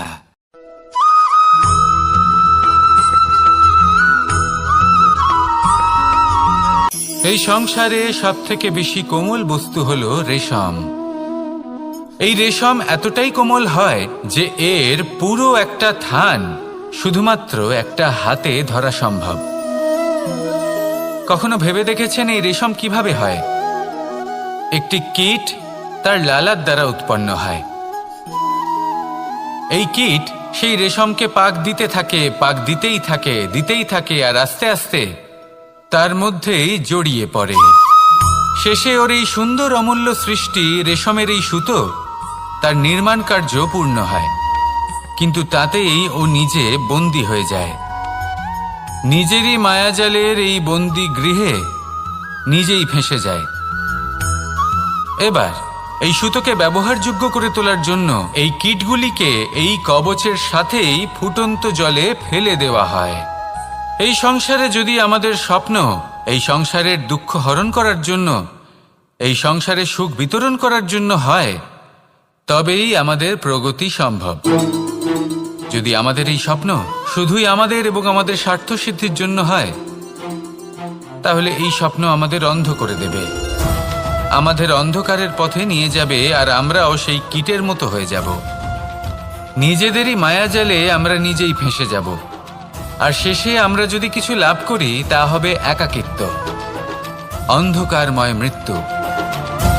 তাই স্বপ্ন অবশ্যই দেখুন, কিন্তু এমনভাবে স্বপ্ন দেখবেন না যে তার এই বন্দিগৃহে আপনি নিজেই ফেঁসে গেলেন। স্বপ্ন দেখুন পরোপকারে।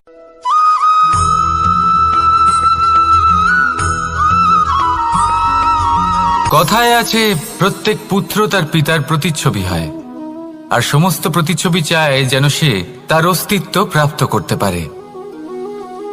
পুত্র চায় সে যেন তার পিতার মতো হয়, বা কখনো কখনো তার থেকেও শ্রেষ্ঠ হয়। সেটা কোনো অনুচিত ব্যাপার নয়। অনুচিত তখন হয় যখন পুত্র নিজের পিতার মতো হবার স্বপ্ন পূরণ করতে গিয়ে বা তার থেকেও শ্রেষ্ঠ হওয়ার স্বপ্ন পূরণে অনুচিত পথের আশ্রয় নেয়। কারণ তারপরে সে তার পিতার গুণগুলি আত্মসাৎ করতে চায় না। সে শুধুই এটা চায় যে সংসারের চোখে যেন আমি শ্রেষ্ঠ প্রমাণিত হই। এটা অনুচিত। সংসারে এমন অনেক মানুষ আছেন যারা এই কারণে শ্রেষ্ঠ হওয়ার চেষ্টা করেন যাতে তার পরিবারের তার পিতার সম্মান বৃদ্ধি পায়। এমনও মানুষ থাকেন, আর এটাই হলো পার্থক্য উদ্দেশ্যের। মনে রাখবেন, যদি আপনার উদ্দেশ্য শুভ হয় তাহলে পথও শুভ হবে, যদি আপনার উদ্দেশ্য অশুভ হয় তাহলে পথও অশুভ হবে। তাহলে নিজের পিতার মতো হবার চেষ্টা অবশ্যই করুন, তার থেকেও শ্রেষ্ঠ হওয়ার চেষ্টা অবশ্যই করুন, কিন্তু মনে রাখবেন আপনার সংকল্প আর আপনার উদ্দেশ্য এই দুই শুভ হওয়া উচিত। তাহলে আসুন আর আমার সাথে ভালোবেসে বলুন, রাধা রাধা।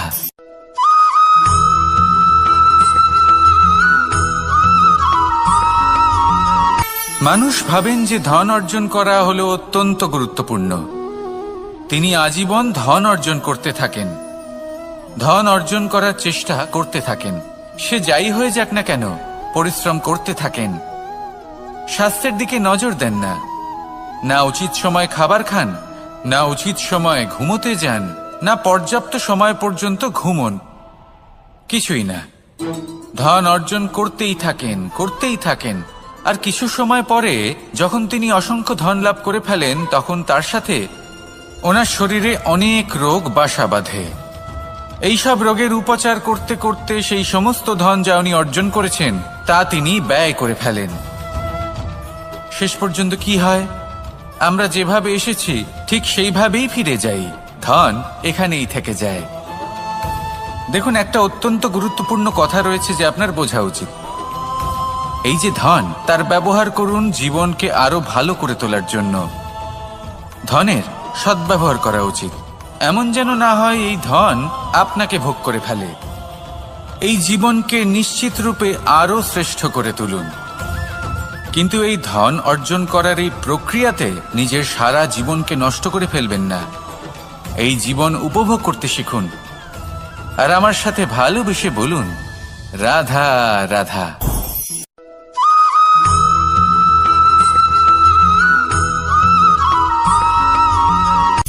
সূচের শেষে একটি ছিদ্র থাকে যার দ্বারা আমরা এই সুতো পরাতে পারি, আর তারপর সূচের সাহায্যে এই সুতো দিয়ে বস্ত্র সেলাই করা যায়। কিন্তু যদি সুতোটা সোজা করে ধরা না হয় তাহলে সূচে কখনো এই সুতো পরানোই সম্ভব নয়। যদি এতে কোনো গিঁট পড়ে তখন তা কখনোই এই ছিদ্র দ্বারা প্রবেশ করা সম্ভব নয়। ঠিক এইভাবেই যদি আপনি কারোর জীবনে প্রবেশ করতে চান, কারোর অন্তরে প্রবেশ করতে চান, তাহলে আপনাকেও সহজ থাকতে হবে।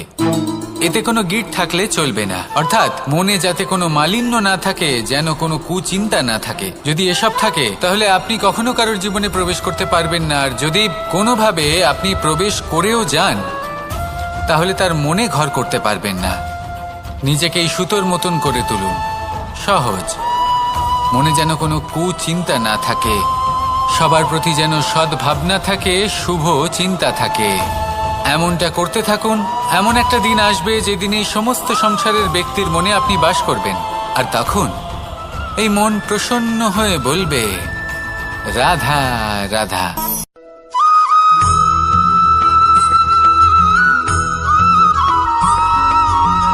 এবার অনেক সময় মানুষের মনে এরকম প্রশ্ন আসে যে এই সংসারে সব থেকে বড় বিপদ কি? কেউ বলে ধর্ম সংকট, আবার কেউ বলে প্রাণের উপর আসা সংকট। প্রত্যেক মানুষের জীবনে বিভিন্ন সংকট আসে, আর এই সমস্ত সংকট অত্যন্ত বিচিত্র হতে পারে। এই সমস্ত সংসার হলো সংকট দ্বারা পরিপূর্ণ। ঠিক আছে, আপনাকে একটা উদাহরণ দিই। একজন ধনী ব্যক্তি, এবার ওনার জীবনে সংকট কি হতে পারে? সংকট এটাই যে কেউ তার সম্পত্তি চুরি না করে নেয়, আমরা বুঝতে পারছি। এবার একজন চোর, তার জীবনে সংকট কি হতে পারে? যে চুরি করার সময় সে যদি তার একটা কাশি চাপতে না পারে তাহলে সে ধরা পড়ে যেতে পারে, ঠিক কিনা? আবার অনেক সময় এমনও হয় যে যার জন্য আমি সংকট, সেও আমার কাছে সংকট। যেমন এই পরিস্থিতিতে দেখুন, সংকট হলো সংকট, এ তো জীবনে থাকবে, কিন্তু এর সম্মুখীন কিভাবে হওয়া যায়? খুব সরল। সব এটার ওপর নির্ভর করে, মনের ওপর। এই মনকে নিয়ন্ত্রণ করলে সব ঠিক থাকবে। এবার যদি ধনী ব্যক্তি মনকে নিয়ন্ত্রণ করে ফেলেন, নিজের অর্থের ব্যবহার শুভ কাজের জন্য, সমাজের সেবার জন্য বিকাশ করতে করেন, ওই অর্থকে একত্রিত করে না রাখেন, তাহলে চুরির সমস্যা, এই সংকট সেখানেই কেটে যাবে। এবার যদি কথা বলি সেই চোরের, তাহলে চোর যদি নিজের মনকে সংযত করে নেয়, যদি নিজের কর্মকে নিয়ন্ত্রণ করতে পারে, তাহলে এমন কোনো স্বর নেই, এমন কোনো স্বর নেই যা ওকে ধরা পড়তে বাধ্য করবে। সেই জন্য জীবনে সংকট যতই আসুক, যত বড়ই সংকট আসুক না কেন, কবচ হলো একটাই, আর এই কবচের নাম হলো আত্মনিয়ন্ত্রণ। নিজের মনকে নিয়ন্ত্রণে রাখতে শিখুন। এটা নিজের জীবনে প্রয়োগ করে তো দেখুন। যদি আপনি করতে পারেন, তবে আপনি দেখবেন যে সংকট তো জীবনে আসা যাওয়া করে, কিন্তু সেই সংকটগুলির সম্মুখীন আপনি এইভাবে করতে পারবেন। তাহলে সেটাই করুন, আর আমার সাথে ভালোবেসে বলুন, রাধা রাধা।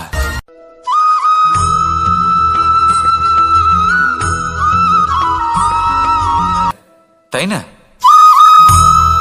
মানুষ যখন হিরে নিজের হাতে নেয়, তখন সবার আগে কি খোঁজে? দর্পণ, যাতে তার মধ্যে দিয়ে দেখে সে বুঝতে পারে যে সেই হিরে আদৌ তার শোভাবর্ধন করছে কিনা, তাকে ভালো দেখাচ্ছে কিনা, প্রসাধনের জন্য সেটা ব্যবহার করা ঠিক হবে কিনা। অর্থাৎ হীরের উপস্থিতিতে দর্পণের গুরুত্ব কম হলো না, দর্পণের কারণে হীরের মূল্য বোঝা গেল। আমাদের জীবনেও ঠিক এরকমই ঘটে। আপনারা যদি সংসারে নিজের আশেপাশে দেখেন, এমন অনেক মানুষ দেখতে পাবেন যারা নিজেদের ক্ষেত্রে মহান স্থানে পৌঁছেছেন, নিপুণ এবং শ্রেষ্ঠ হয়েছেন। ছোট মনে করবেন না। আসুন আর আমার সাথে ভালোবেসে বলুন, রাধা রাধা।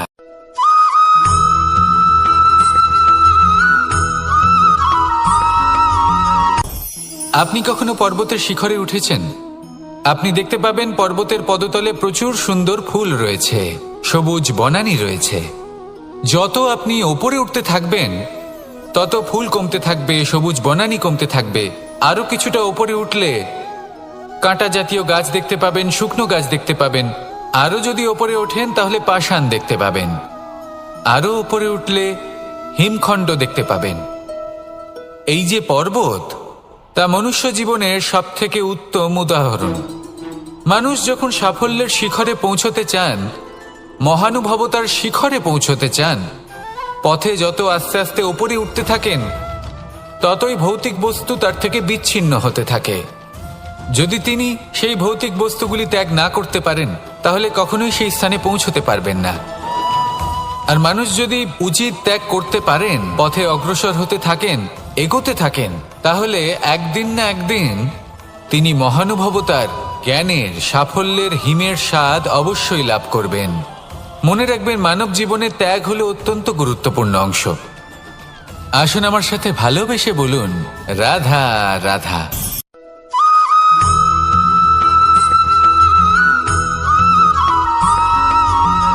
পিতা আর পুত্রের সম্পর্ক অত্যন্ত মধুর হয়ে থাকে। পিতা স্বপ্ন দেখেন, তাকে পূর্ণ করার সকল সম্ভাব্য চেষ্টা করেন, কিন্তু তাও অনেক সময় ওনার স্বপ্ন অপূর্ণ থেকে যায়। তখন পিতা ভাবেন যে স্বপ্ন উনি পূর্ণ করতে পারেননি, ওনার সন্তান তা অবশ্যই পূরণ করবে। যে স্থানে উনি কখনো পৌঁছতে পারেননি, সেই স্থানে ওনার পুত্র অবশ্যই পৌঁছবে। পিতা নিজের সন্তানের ভবিষ্যৎ নিয়ে সেই স্বপ্ন দেখেন, আর যখন সেই সন্তান সামনে এগোতে থাকে, তখন তার দুঃখ হয় না, বরং গর্ব হয়। ওনার ভালো লাগে এটা দেখে যে ওনার সন্তান অনেক উন্নতি করছে। কিন্তু যখন সন্তান নিজের অভিভাবকের শক্তি দেখে, তার যশ দেখে হিংসা করতে থাকে, সমস্যা সেইখানেই শুরু হয়। সেই জন্য সকল সন্তানকে এটা মনে রাখতে হবে, দেখুন, পুত্র হবার সুবাদে, এক সন্তান হবার সুবাদে এটা হলো আপনার অধিকার যে আপনি আপনার পিতার থেকে বেশি উন্নতি করবেন। আপনার পিতাও এটাই চান। কিন্তু সুস্থভাবে এটা করুন। একটা রেখা টেনে নিন যাতে আপনি তাতে এগোতে পারেন আর আপনার পিতার তাতে গর্ববোধ হয়, আর সেই বিষয়ে দুঃখ না হয় যে আমার সন্তান আমাকেই ছোট করার চেষ্টা করছে। ইতিহাস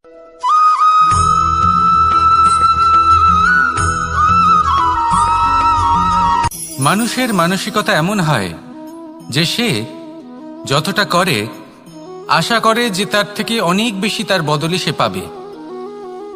দেখুন, সবকিছুই আপনার ভাবনা চিন্তার উপর নির্ভর করছে। আপনি যদি ফলের বিষয়ে ভেবে কর্ম করতে থাকেন তাহলে সেটা অনুচিত। জীবনের আসল আনন্দ হলো নিজের কর্ম করতে থাকা, ফলের চিন্তা করা উচিত নয়। যদি আপনি এরকম ভাবেন যে আমি এতটা করছি, আমার এতটা পাওয়া উচিত, সেই ভাবনা অনুচিত।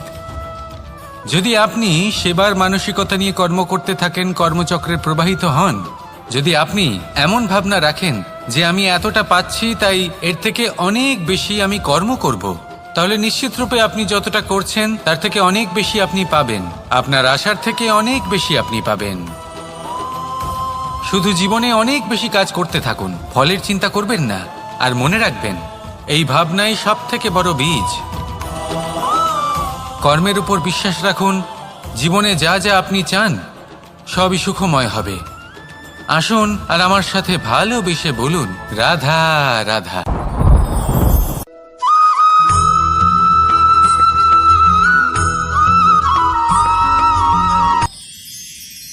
মানুষ তার জীবনে দুই ধরনের পরিস্থিতিকে খুব ভয় পায়।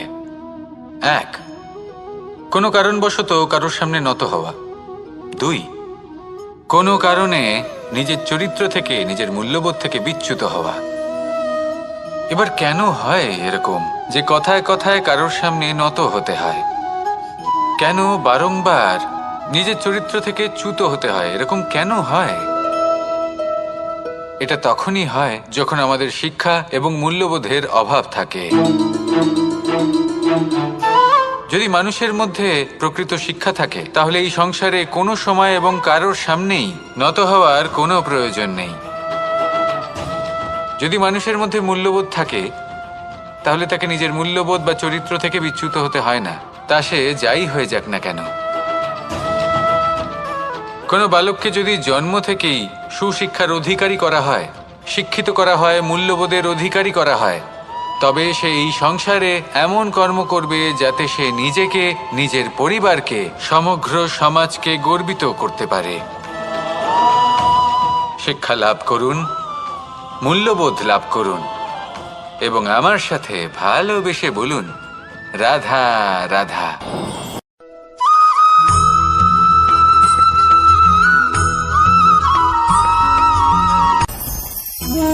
ভোজন। এবার ভোজন সংগ্রহ করার জন্য মানুষ কি না করেন, সবসময় চেষ্টা করতে থাকেন। ফসল উৎপাদনের জন্য অনেক পরিশ্রম করতে থাকেন, কিন্তু অনেক সময় অনেক পরিশ্রম করার পরেও ফসল ভালো উৎপাদন হয় না। এর কারণ কি? কারণ হলো এটাই যে আপনি পরিশ্রম হয়তো অনেক করেছেন, কিন্তু আপনার নজর তো সেই বীজের দিকে ছিলই না যা আপনি রোপণ করেছেন। সেই জন্য সবসময় কোনো বীজ রোপণ করার আগে তাকে পরখ করে দেখুন, তা অত্যন্ত আবশ্যক। আর সেইভাবেই যখনই কোনো কর্মের প্রশ্ন আসে তাহলে সেখানে শুধুমাত্র পরিশ্রম যথেষ্ট নয়। সেই কাজের প্রতি আপনার কর্তব্য কি, আপনার উদ্দেশ্য কি, সেটা জানা হলো অত্যন্ত গুরুত্বপূর্ণ। তাই কর্ম করুন, কিন্তু সেই কর্মের প্রতি আপনার যা উদ্দেশ্য তার মাহাত্ম্য বুঝতে চেষ্টা করুন। তাহলে আসুন আমার সাথে ভালোবেসে বলুন, রাধা রাধা।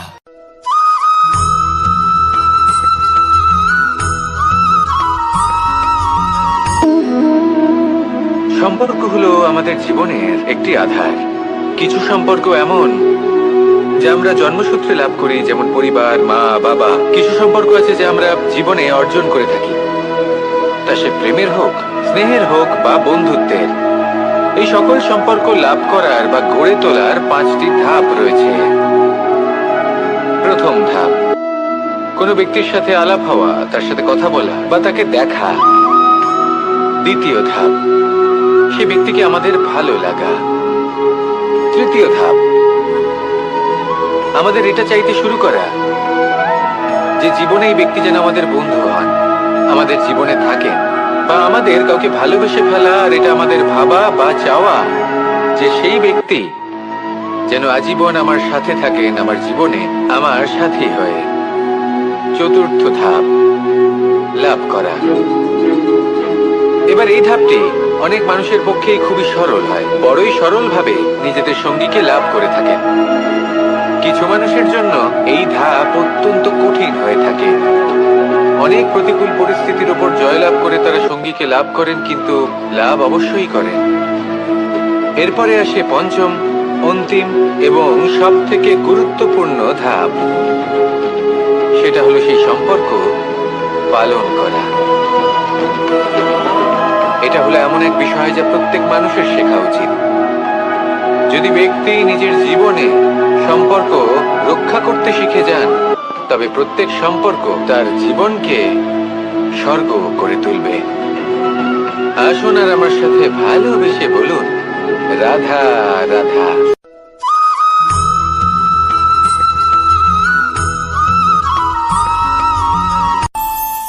আমাদের মনে যখন কোনো প্রশ্ন ওঠে, কোনো দ্বন্দ্ব জাগে, তখন আমরা যাই আমাদের গুরুর কাছে, আমাদের আরাধ্যের কাছে গিয়ে জিজ্ঞেস করি। এইভাবেই একদিন আমি পৌঁছলাম আমার আরাধ্যের কাছে, আমার মহাদেবের কাছে, আর ওনাকে প্রশ্ন করলাম যে মহাদেব, জীবনে আনন্দ পাওয়ার, উৎসব পালনের, প্রেম ভাগ করে নেবার, জীবনকে উপভোগ করে নেওয়ার সর্বশ্রেষ্ঠ সময় কোনটা? মহাদেব হাসলেন আর উনি বললেন, জীবনে উৎসব পালনের সব থেকে শ্রেষ্ঠ দিন হল মৃত্যুর ঠিক আগের দিনটা। প্রেম ভাগ করে নেওয়ার সব থেকে শ্রেষ্ঠ মুহূর্ত হল মৃত্যুর ঠিক আগের মুহূর্ত। জীবনকে উপভোগ করে নেওয়ার সর্বশ্রেষ্ঠ প্রহর হল মৃত্যুর এক প্রহর পূর্বে। তখন আমি চমকে গেলাম। আমি বললাম, কিন্তু মহাদেব, মৃত্যু তো অনিশ্চিত, আমরা জানিও না কবে আমাদের মৃত্যু হবে। মহাদেব আবার হাসলেন। উনি বললেন যে যদি আমরা এভাবে জীবন কাটাই যে আমরা জীবনের প্রত্যেক দিন, প্রত্যেক মুহূর্ত, প্রত্যেক প্রহর শেষ বলে মনে করি, তাহলে আমাদের সমস্ত জীবন আনন্দের সাথেই অতিবাহিত হবে। কি বলেন?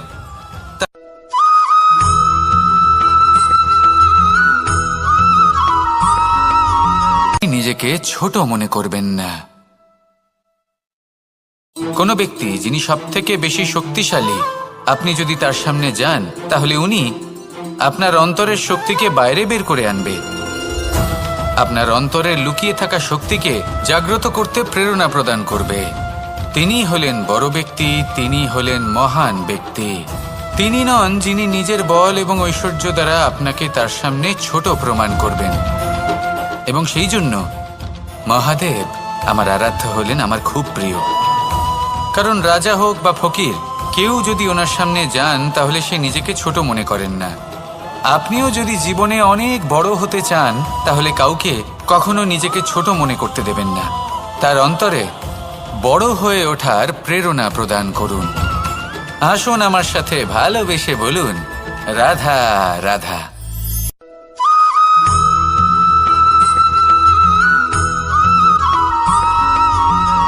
যখন আমরা কোনো বনে প্রবেশ করি, তখন এই সবুজ ঘাস দেখে, এই কোমল ঘাস দেখে আমাদের মন প্রফুল্ল হয়ে ওঠে। ভিন্ন ভিন্ন প্রজাতির ফুল, ভিন্ন ভিন্ন রঙের ফুল দেখে এই মন আনন্দে ভরে ওঠে। এখানে শিশুরা আনন্দ লাভ করে, বড়রা ভোজন গ্রহণ করেন, কথাবার্তা বলেন, হাঁটাহাঁটি করে বেড়ান। এবার ভেবে দেখুন, যখন এই উপবনের নির্মাণ হয়েছিল সেই সময় যদি এই মাটিকে সঠিকভাবে খনন না করা হতো, যদি তাতে সঠিকভাবে বীজ রোপণ না করা হতো, যদি কোনো সংঘর্ষ না হতো, পরিশ্রম না করা হতো, যদি চলতে চলতে পায়ে কাঁটা না বিঁধে যেত, তাহলে এই সুন্দর বন দেখে আমরা কি এই আনন্দ লাভ করতে পারতাম? কখনোই নয়। ধরুন কোনো নদীর তটে সুন্দর একটি বন আছে, সেই বনের আনন্দ লাভ করতে গেলে আপনাকে সেই নদী পার করতেই হবে। যদি সুখের নদীর কাছে পৌঁছতে চান তাহলে তটে যে কাঁটা রয়েছে সেগুলোর সাথে সংঘর্ষ করতেই হবে। এই সংসারে যদি আপনি সুখ লাভ করতে চান তাহলে সুখ লাভের এই যাত্রা শুরু করতে হবে সংঘর্ষ দ্বারা। তাহলে সংঘর্ষকে স্বাগত জানান, এর পেছনেই সুখ রয়েছে যা আপনার জন্য অপেক্ষা করছে। এবার হাসুন আর আমার সাথে ভালোবেসে বলুন রাধা।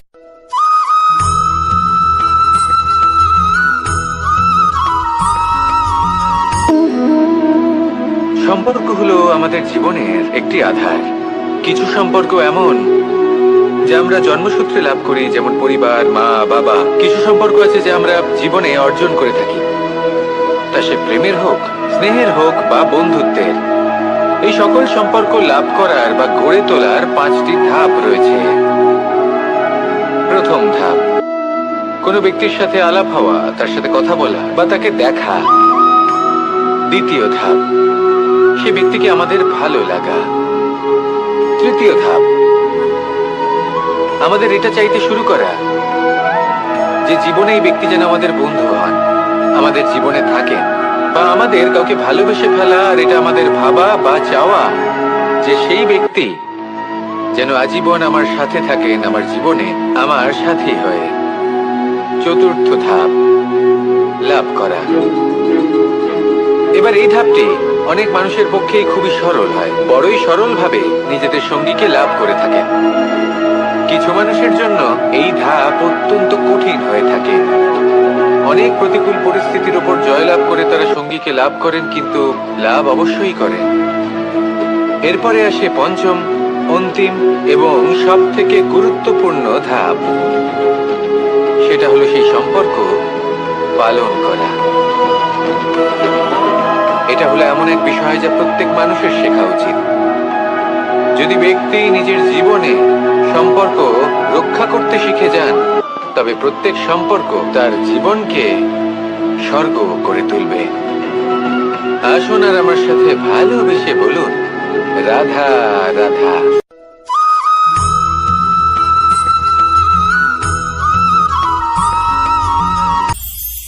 এটা হলো ধান গাছ, এর থেকে নষ্ট করে দেবে কিন্তু নিজে জীবিত থাকবে। এটাই হলো আজকের শিক্ষা।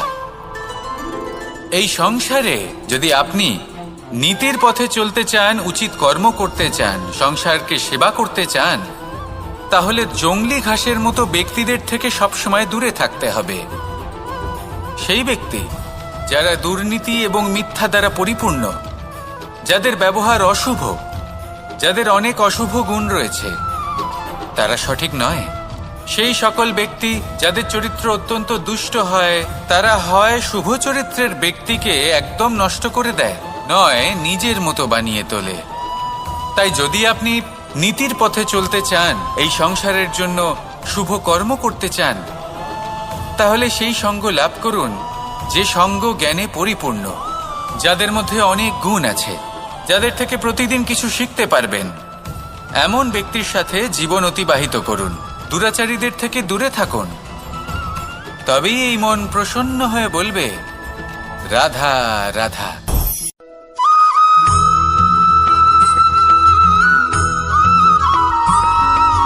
মানুষের একটি সমস্যা আছে যে মানুষ সাফল্যকে মাপতে থাকেন, লক্ষ্যপ্রাপ্তিকে মাপতে থাকেন এবং তার তুলনা করতে থাকেন যে ও এত কিছু পেল আর আমি পেলাম না, ওর কাছে এত কিছু আছে কিন্তু আমার কাছে নেই। এই তুলনা করার জন্য ওনারা দুঃখী হয়ে পড়েন, নিরাশ হয়ে পড়েন। তাই আমি একটা প্রশ্ন করছি যে এটা কি উচিত? এই সংসারে আপনি কি নিয়ে তুলনা করবেন, যেখানে সূর্যদেব চন্দ্রমা দুজনেই আছেন, দুজনেই হলেন বিশেষ, দুজনেই নিজ নিজ সময়ে উদিত হন। এদের মধ্যে একজন না থাকলে তাহলে আমাদের জীবন কঠিন হয়ে পড়বে। ঠিক সেইভাবেই আপনি যদি একটা বড় রেখা অঙ্কন করেন, তাহলে অন্য রেখাটি ছোট হয়ে পড়ে না, সে তেমনই থাকে যেমনটা সে ছিল। আপনার অস্তিত্ব কখনো ছোট বা বড় হতে পারে না। শুধু তুলনা করার জন্য আপনার এটা মনে হতে পারে, যদি আপনি যুদ্ধ করতে চান আপনার তলোয়ারের প্রয়োজন পড়বে। যদি বস্ত্র তৈরি করতে চান এত বড় তলোয়ার দিয়ে কিছুই হবে না, তখন প্রয়োজন পড়বে একটা ছোট্ট সূচের। তাই তুলনা করবেন না, না নিজেকে ছোট মনে করবেন না অন্য কাউকে।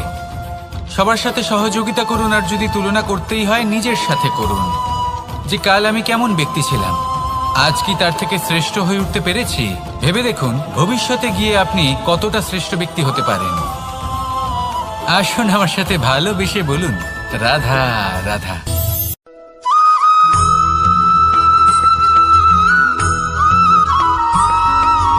ফিরে আসছিলেন এবং তাদের ফেরার পথে হঠাৎ করে কোথাও থেকে একটি বাছুর চলে এলো। এই দুই বোন ভয়ভীত হয়ে গেলেন, আর তাদের হাত থেকে সেই আটা পড়ে গেল, মাটিতে মিশে গেল। এবার এই পুরো ঘটনাক্রমে যদি কারোর বিন্দুমাত্র লাভ হয়ে থাকে, বিন্দুমাত্র আনন্দ পেয়ে থাকে, তাহলে সে কে? সেই ছোট বোন, যিনি মাঝে মাঝেই গমের দানা তুলছিলেন এবং খাচ্ছিলেন। কিছুটা হলেও উনি আনন্দ লাভ করেছিলেন। এবার এরকমই হলো আমাদের জীবনে ভক্তি এবং ভালোবাসা সংক্রান্ত বিষয়।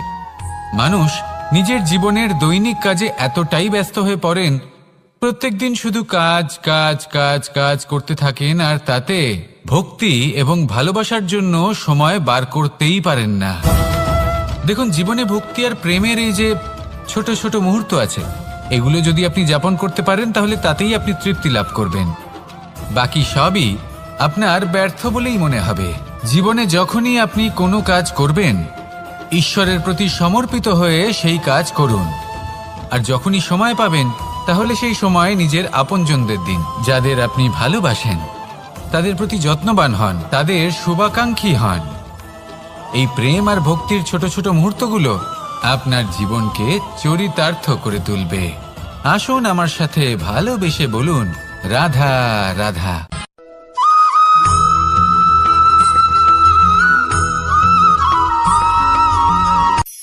এই সংসারে সাফল্য লাভ করার জন্য জ্ঞানের প্রয়োজন হয়, পরিশ্রমের প্রয়োজন হয়, দৃঢ় নিষ্ঠার প্রয়োজন হয়, নিরন্তর চেষ্টা করা প্রয়োজনীয়। কিন্তু আরো কিছু আছে যা অত্যন্ত প্রয়োজনীয় এবং গুরুত্বপূর্ণ। তা হলো ভালো বন্ধু। তাদের থাকা অত্যন্ত প্রয়োজনীয়। যদি ভালো বন্ধু থাকে, তাহলে সময় এলে তারা ঢাল হয়ে আপনাকে সুরক্ষা করবেন। সময় এলে অস্ত্রের মতো শত্রুকে সংহারও করবেন। যদি তিনি জ্ঞানী হন, তাদের মধ্যে সদ্গুণ থাকে, তাহলে এই সব গুণ আপনার মধ্যেও প্রবেশ করবে।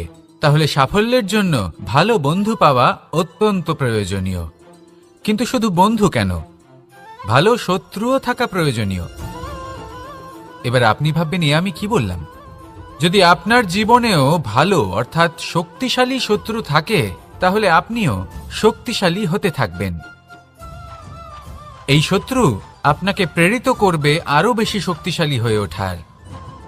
কখনো কোনো হরিণকে দেখুন, তীব্র গতিতে দৌড়তে থাকে। কেন তীব্র গতিতে দৌড়য়? এই কারণে নয় যে কোথাও তার জন্য মধুর ঘাস অপেক্ষা করে রয়েছে, না।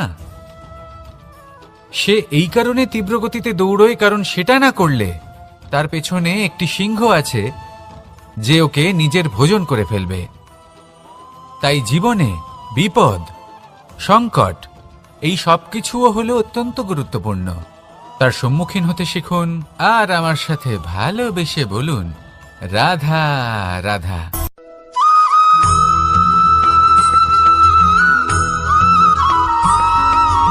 জীবনে অগ্রসর হওয়ার জন্য আমাদের ভিন্ন মানুষ ভিন্ন ভিন্ন বিকল্প চয়ন করে।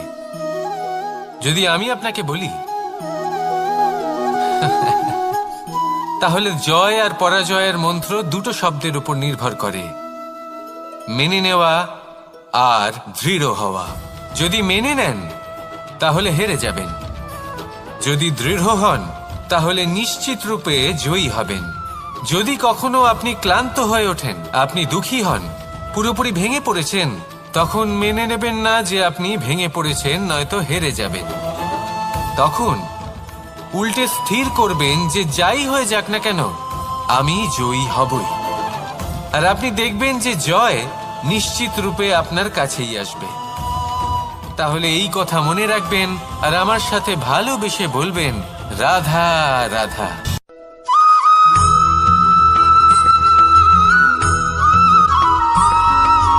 জীবনে যখন কোনো ব্যক্তি নিজের লক্ষ্য প্রাপ্তির জন্য নিরন্তর পরিশ্রম করতে থাকেন, চেষ্টা করতে থাকেন, তখন তিনি কষ্ট অনুভব করেন, কখনো শারীরিক কষ্ট, কখনো মানসিক কষ্ট। এবার উনি এটা ভাবতে থাকেন যে আমি কি উচিত করছি নাকি অনুচিত করছি। কারণ অন্যদিকে এমন একজন ব্যক্তিও আছেন যিনি একদমই পরিশ্রম চেষ্টা করছেন না। তিনি মদিরা পান করেন, বিলাসিতায় জীবন কাটান, অলস প্রকৃতির হয়ে ওঠেন, নিদ্রাতে বিলীন হয়ে থাকেন আর ভাবেন যে তিনি সুখ লাভ করছেন। কিন্তু এরকম কেন হয়? কারণ যখন আমরা সৎ পথে থাকি, উচিত পথে চলি, লক্ষ্য প্রাপ্ত করার জন্য চেষ্টা করতে থাকি, তখন আমাদের ভেতরে থাকা নেতিবাচক শক্তি এবং পাপ এই দেহকে ত্যাগ করে দেয়। আর এই অনুভূতিটাই আমাদের দুঃখের অনুভূতি দেয়, কষ্ট দেয়। এবার সেখানে যদি আমরা কুপথে চলি, অনুচিত পথে চলতে থাকি, তাহলে আমাদের ভেতরে থাকা পুণ্য এবং ধনাত্মক শক্তি আমাদের দেহ ত্যাগ করে দেয়। আর এই অনুভূতির কারণেই আমরা সুখ অনুভব করি। কিন্তু কখনো ভাববেন যে এই সুখ বেশি সময় পর্যন্ত থাকে না। সেই জন্য সবসময় মনে রাখবেন, যদি আপনি জানেন যে এটাই আপনার লক্ষ্য, এটাই উচিত পথ, শুভ পথ, তাতে নিরন্তরভাবে এগিয়ে যেতে চেষ্টা করতে থাকুন। এই কষ্ট আপনাকে সুখের পরাকাষ্ঠায় কখন পৌঁছে দেবে তা আপনি জানতেই পারবেন না। আসুন আমার সাথে ভালোবেসে বলুন, রাধা রাধা।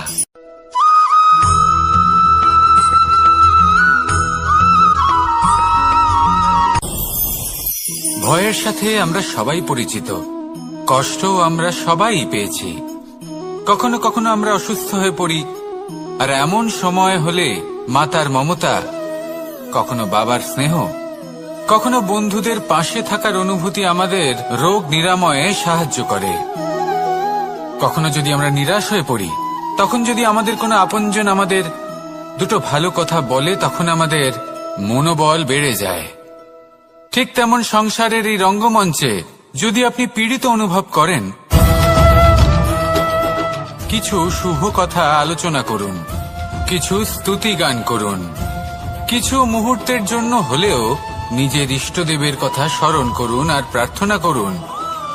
সাহস বাড়বে, শক্তিও বৃদ্ধি পাবে এবং সামনে এগিয়ে চলার পথও দেখতে পাবেন। তখন এই মন প্রসন্ন হয়ে বলবে, রাধা রাধা।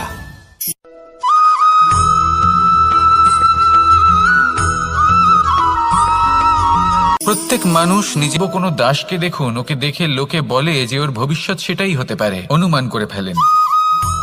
আর এই রাজাকে দেখুন, উনি তো কত সুখী হবেন, উনি তো জগতের সব থেকে অধিক সুখী মানুষ, কত সুখ সুবিধা আছে ওনার কাছে, ধারণা করে ফেলেন। তবে সত্য তো এটাই যে কারোর ব্যক্তিত্বের বিষয়ে, তাদের ভবিষ্যতের বিষয়ে আপনি পূর্ণ সত্য কখনোই বলতে পারবেন না, শুধু অনুমান করতে পারবেন। আর এই অনুমান করে সত্যি কোনো লাভ হয় না, কারণ এই কাল সেটা হলো অত্যন্ত শক্তিশালী। কালো থেকে কালোতর কয়লাকেও হিরেতে পরিণত করতে পারে, অনেক বড় বড় রাজাকেও বিদূষক বানিয়ে ফেলতে পারে এক মুহূর্তেই।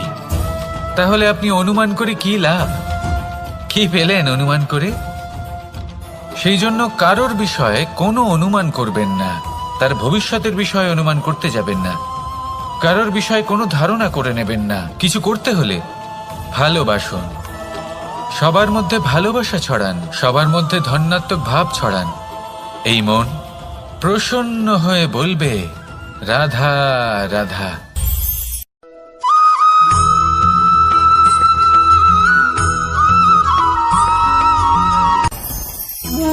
ভোজন।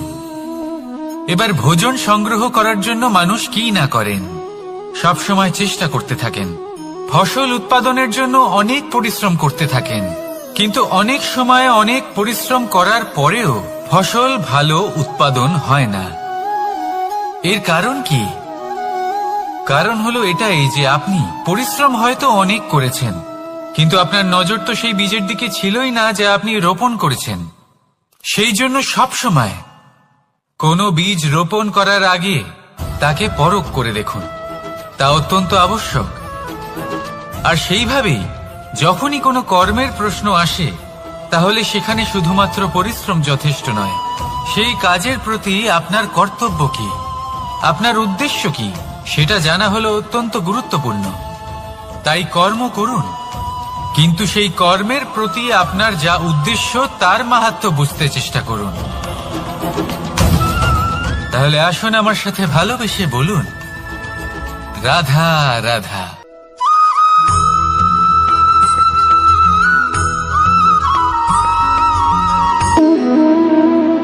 সম্পর্ক হলো আমাদের জীবনের একটি আধার। কিছু সম্পর্ক এমন যা আমরা জন্মসূত্রে লাভ করি, যেমন পরিবার, মা বাবা। কিছু সম্পর্ক আছে যা আমরা জীবনে অর্জন করে থাকি, তা সে প্রেমের হোক, স্নেহের হোক বা বন্ধুত্বের। এই সকল সম্পর্ক লাভ করার বা গড়ে তোলার 5টি ধাপ রয়েছে।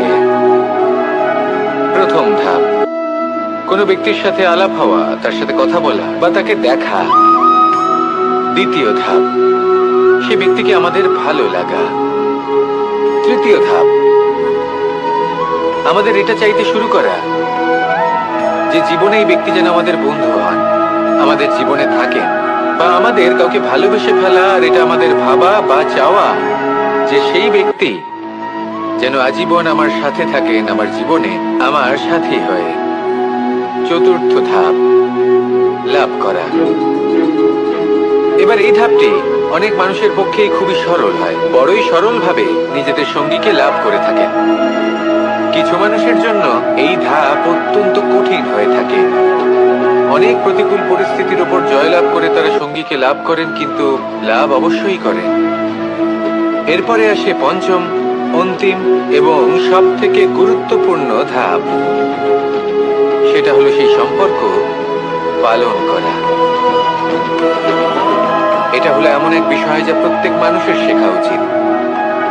যদি ব্যক্তি নিজের জীবনে সম্পর্ক রক্ষা করতে শিখে যান, তবে প্রত্যেক সম্পর্ক তার জীবনকে স্বর্গ করে তুলবে। আসুন আর আমার সাথে ভালোবেসে বলুন, রাধা রাধা।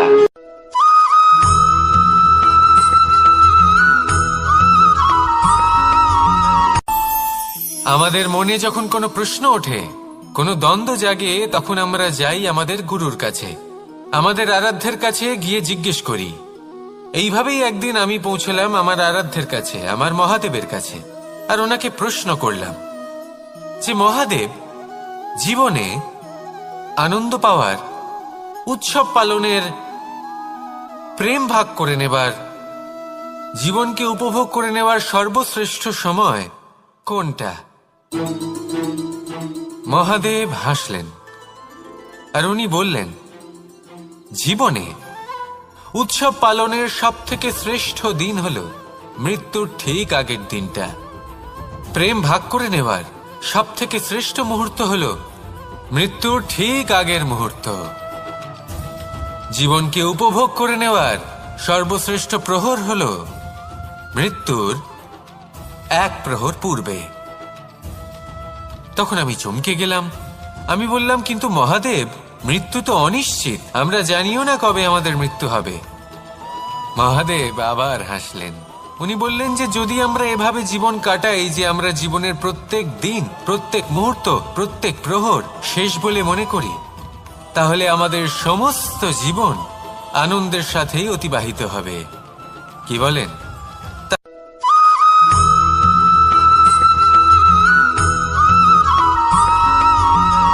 এইসব বেশি গুরুত্ব থাকে না, কিন্তু যখন অসংখ্য পাথরের টুকরো একত্রিত হয় তখন তা পর্বতের আকার ধারণ করে। সেইভাবেই কিছু মানুষ যখন একত্রিত হন তখন তৈরি হয় পরিবার, কিছু পরিবার যখন একত্রিত হয় তখন তৈরি হয় সমাজ, যখন অনেক সংখ্যক সমাজ একত্রিত হয় তখন তৈরি হয় রাজ্য। এবার এই রাজ্যের সব থেকে গুরুত্বপূর্ণ ব্যক্তি হতে পারেন রাজা, কিন্তু তাও সেই রাজা একা কিছু করতে পারেন না। যুদ্ধ লড়ার সময় তারও নিজের সৈন্যদলকে প্রয়োজন পড়ে। কিন্তু এই সংসারে এমন একজন ব্যক্তি আছেন যিনি একাই সব কাজ করতে থাকেন, এবং সেই ব্যক্তি হলেন মা। আমাদের জীবনে একজন পিতার ভূমিকা কিন্তু নিঃসন্দেহে অমূল্য। কিন্তু আমাদের সকলের জীবনে যে ভূমিকা একজন মায়ের তা অন্য কারোর থাকে না। একজন মা একাই সন্তানকে বড় করতে পারেন, সংস্কারী করে তুলতে পারেন, তার জন্য পরিশ্রম করেন। আর এত কিছু কাজ করার পরেও তার কাজের জন্য তিনি প্রশংসা অবশ্য পান না। উল্টে যদি সেই সন্তান অনুচিত পথে চালিত হয়, অনুচিত কর্ম করে, তখন সেই মাকেই অপবাদের পাত্র হয়ে উঠতে হয়। আমাদের জীবনে মায়ের যোগদান কতটা সেটা বুঝুন। আপনাকে বড় করে তোলার জন্য উনি কতটা পরিশ্রম করেছেন সেটা বুঝুন।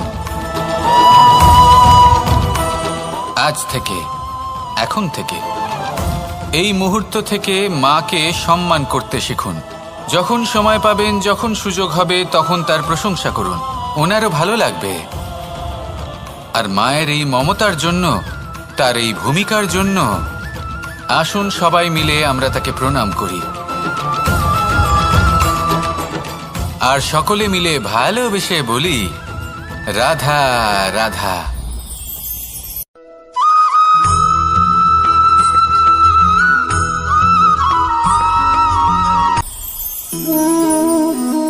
শক্তি এক অত্যন্ত বিচিত্র বস্তু, বা বলতে পারেন অনুভূতি।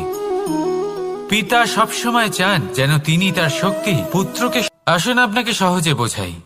যদি আপনি সুপাত্র হন আর আপনাকে শক্তি দেওয়া হয়, তাহলে আপনি সেই শক্তির গুরুত্ব বুঝবেন, কোথায় সেই শক্তি প্রয়োগ করা উচিত সেটা বুঝবেন। আর এটা যেহেতু অর্জন করা শক্তি হবে, সেই শক্তির অপব্যবহার হবে না। কিন্তু যদি এই আপনি কুপাত্র হন আর যদি আপনাকে এই শক্তি দেওয়া হয়, তাহলে কি হবে?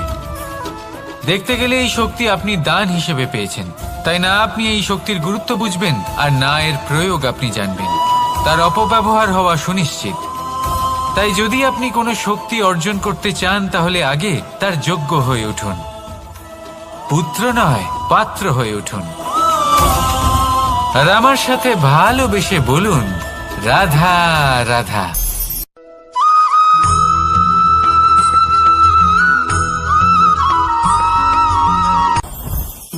জীবনে কিছু শেখা অত্যন্ত গুরুত্বপূর্ণ। এবার কি কি শিখতে হবে সেই সব শেখানোর জন্য অনেক শিক্ষক রয়েছেন, কিন্তু কি শিখবেন না আর কি করবেন না, এটা আমাদের নিজের অভিজ্ঞতা দিয়ে শিখতে হয়। কিন্তু তার মানে এটা নয় যে যদি আপনাকে শিখতে হয় যে আগুনের তাপ কতটা, আপনাকে আগুনের মধ্যে হাত দিতে হবে। না, অন্য কারোর অভিজ্ঞতা দ্বারাও শিখতে পারেন। প্রশ্ন শুধুমাত্র একটাই যে আপনি কি শিখতে চান নাকি চান না।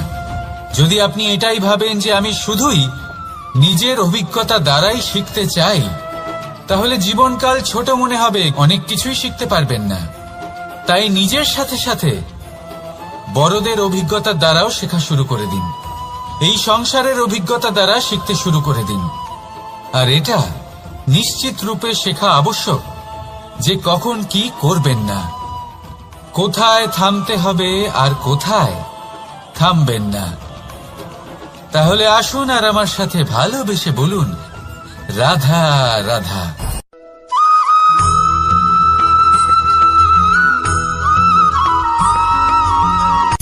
সূচের শেষে একটি ছিদ্র থাকে, যার দ্বারা আমরা এই সুতো পরাতে পারি। আর তারপর সূচের সাহায্যে এই সুতো দিয়ে বস্ত্র সেলাই করা যায়। কিন্তু যদি সুতোটা সোজা করে ধরা না হয়, তাহলে সূচে কখনো এই সুতো পরানোই সম্ভব নয়। যদি এতে কোনো গিঁট পড়ে, তখন তা কখনোই এই ছিদ্র দ্বারা প্রবেশ করা সম্ভব নয়। ঠিক এইভাবেই যদি আপনি কারোর জীবনে প্রবেশ করতে চান, কারোর অন্তরে প্রবেশ করতে চান, তাহলে আপনাকেও সহজ থাকতে হবে। এতে কোনো গিঁট থাকলে চলবে না, অর্থাৎ মনে যাতে কোনো মালিন্য না থাকে, যেন কোনো কুচিন্তা না থাকে। যদি এসব থাকে, তাহলে আপনি কখনো কারোর জীবনে প্রবেশ করতে পারবেন না। আর যদি কোনোভাবে আপনি প্রবেশ করেও যান, তাহলে তার মনে ঘর করতে পারবেন না। নিজেকে এই সুতোর মতন করে তুলুন, সহজ। মনে যেন কোনো কুচিন্তা না থাকে, সবার প্রতি যেন সদ্ভাবনা থাকে, শুভ চিন্তা থাকে। এমনটা করতে থাকুন। এমন একটা দিন আসবে যেদিন এই সমস্ত সংসারের ব্যক্তির মনে আপনি বাস করবেন। আর তখন এই মন প্রসন্ন হয়ে বলবে, রাধা রাধা।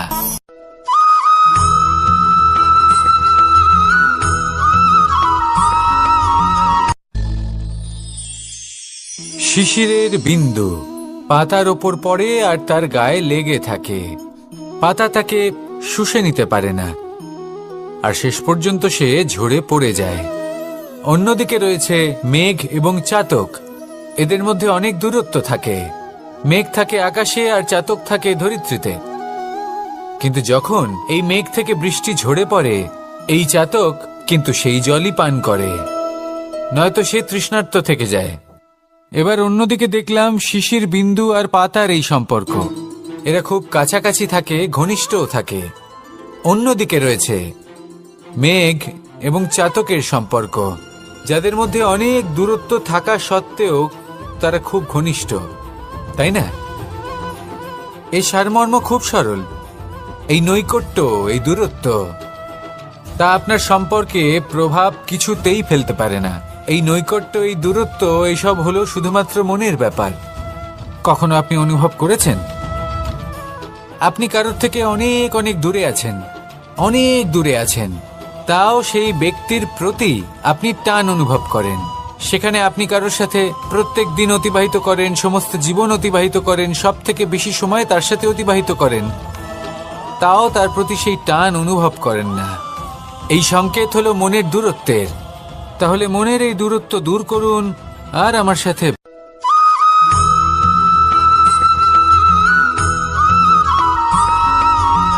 এই সংসারে সব থেকে বড় ব্যক্তি কে? আপনি বলবেন, এই কেমন ধরনের প্রশ্ন? কিন্তু এটা হলো সব থেকে উচিত প্রশ্ন। কেউ এর উত্তর দেবে যে সেই মহাপ্রতাপী রাজা, তিনি হলেন সব থেকে বড় ব্যক্তি, সেই বড় রাজনীতিবিদ, তিনিই সব থেকে বড় ব্যক্তি। আমি আপনাকে জানাই যে সংসারের সব থেকে বড় ব্যক্তি হলেন তিনি, যার সাথে দেখা করলে আপনি নিজেকে ছোট মনে করবেন না। কোন ব্যক্তি যিনি সব থেকে বেশি শক্তিশালী, আপনি যদি তার সামনে যান, তাহলে উনি আপনার অন্তরের শক্তিকে বাইরে বের করে আনবে, আপনার অন্তরের লুকিয়ে থাকা শক্তিকে জাগ্রত করতে প্রেরণা প্রদান করবে। তিনি হলেন বড় ব্যক্তি, তিনি হলেন মহান ব্যক্তি। তিনি নন যিনি নিজের বল এবং ঐশ্বর্য দ্বারা আপনাকে তার সামনে ছোট প্রমাণ করবেন। এবং সেই জন্য মহাদেব আমার আরাধ্য হলেন আমার খুব প্রিয়। কারণ রাজা হোক বা ফকির, কেউ যদি ওনার সামনে যান তাহলে সে নিজেকে ছোট মনে করেন না। আপনিও যদি জীবনে অনেক বড় হতে চান, তাহলে কাউকে কখনো নিজেকে ছোট মনে করতে দেবেন না। তার অন্তরে বড় হয়ে ওঠার প্রেরণা প্রদান করুন। আসুন আমার সাথে ভালোবেসে বলুন, রাধা রাধা।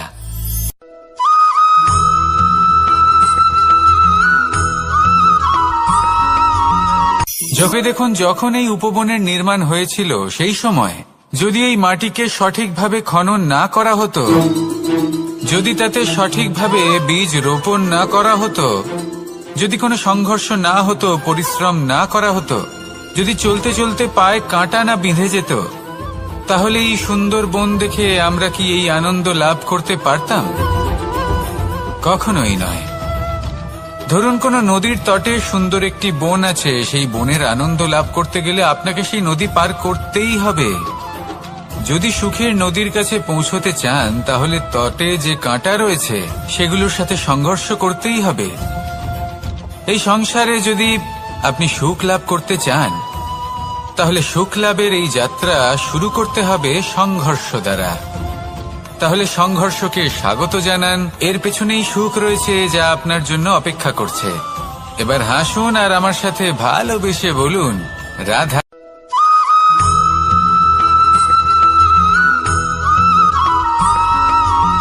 এই সংসারে সব থেকে বড় ব্যক্তি কে? আপনি বলবেন, এই কেমন ধরনের প্রশ্ন? কিন্তু এটা হলো সব থেকে উচিত প্রশ্ন। কেউ এর উত্তর দেবে যে সেই মহাপ্রতাপী রাজা, তিনি হলেন সব থেকে বড় ব্যক্তি, সেই বড় রাজনীতিবিদ, তিনিই সব থেকে বড় ব্যক্তি। আমি আপনাকে জানাই যে সংসারের সব থেকে বড় ব্যক্তি হলেন তিনি, যার সাথে দেখা করলে আপনি নিজেকে ছোট মনে করবেন না। কোনো ব্যক্তি যিনি সবথেকে বেশি শক্তিশালী, আপনি যদি তার সামনে যান তাহলে উনি আপনার অন্তরের শক্তিকে বাইরে বের করে আনবে, আপনার অন্তরের লুকিয়ে থাকা শক্তিকে জাগ্রত করতে প্রেরণা প্রদান করবে। তিনি হলেন বড় ব্যক্তি, তিনি হলেন মহান ব্যক্তি। তিনি নন যিনি নিজের বল এবং ঐশ্বর্য দ্বারা আপনাকে তার সামনে ছোট প্রমাণ করবেন। এবং সেই জন্য মহাদেব আমার আরাধ্য হলেন আমার খুব প্রিয়। কারণ রাজা হোক বা ফকির, কেউ যদি ওনার সামনে যান তাহলে সে নিজেকে ছোট মনে করেন না।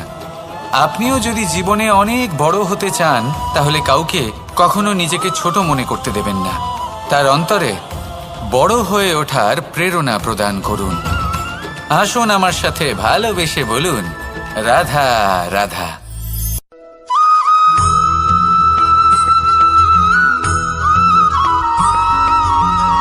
পুরুষার্থ।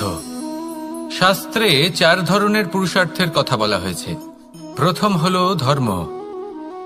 আপনি কি জানেন এই ধর্ম আসলে কি? আপনার কি মনে হয় ধর্ম আসলে কি? কোনো বিশেষ ঈশ্বরকে মানাই কি ধর্ম বলা হয়? নাকি কোনো বিশেষ রীতি পালন করাই হলো ধর্ম?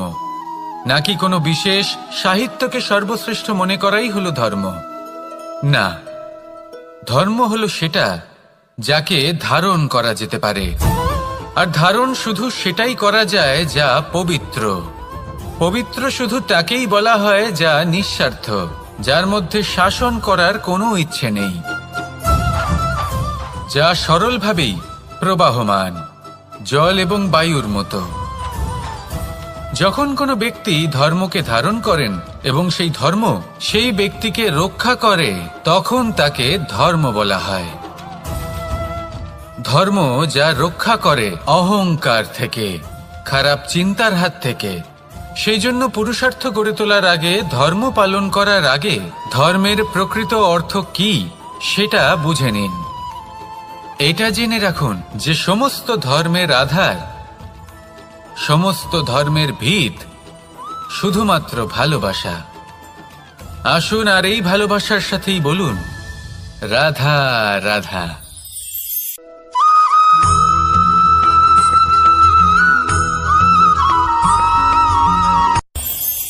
এই সংসারে আমরা প্রকাশ কোথা থেকে পাই? এর উত্তর বড়ই সরল। ভোরে যখন সূর্যোদয় হয় তখন প্রকাশের কিরণ আমাদের ঘরে এসে পৌঁছয়। এইভাবেই আমরা প্রকাশ লাভ করি। এবার এই প্রকাশের আলোতেই আমরা সারাদিনের কাজ সম্পন্ন করি। সন্ধে হয়ে যায়, সূর্যাস্তও হয়ে যায়। আর আমাদের ঘর যাতে অন্ধকার না হয় তার জন্য আমরা একটা প্রদীপ প্রজ্বলিত করি। এটাই ঘটে আমাদের জীবনেও। এবার প্রবাহমান আয়ুর সাথে আমরা আমাদের অন্তরে যদি একটা প্রদীপ প্রজ্বলিত করে নিই তাহলে বিষয়টাই অন্যরকম হবে। এবার আপনি বলবেন কোন প্রকাশের কথা বলছি যা আমাদের অন্তরে জাগ্রত করা সম্ভব? আমাদের আত্মার মাঝে প্রেমের প্রকাশ জাগ্রত করার কথা বলছি। কারণ আমাদের এই জীবন এও হলো দিনের আলোর মতো। আজ প্রকাশ আছে কিন্তু কোনোদিন অবশ্যই অস্ত হবে। কিন্তু অস্ত হবার আগে যদি আমরা আমাদের আত্মার মাঝে প্রেমের এই প্রকাশ উজ্জ্বলিত করে নিই তাহলে আমাদের সন্ধ্যাকালও আমরা আনন্দে এবং প্রেমে যাপন করব। তাহলে আসুন আর আমার সাথে ভালোবেসে বলুন, রাধা রাধা।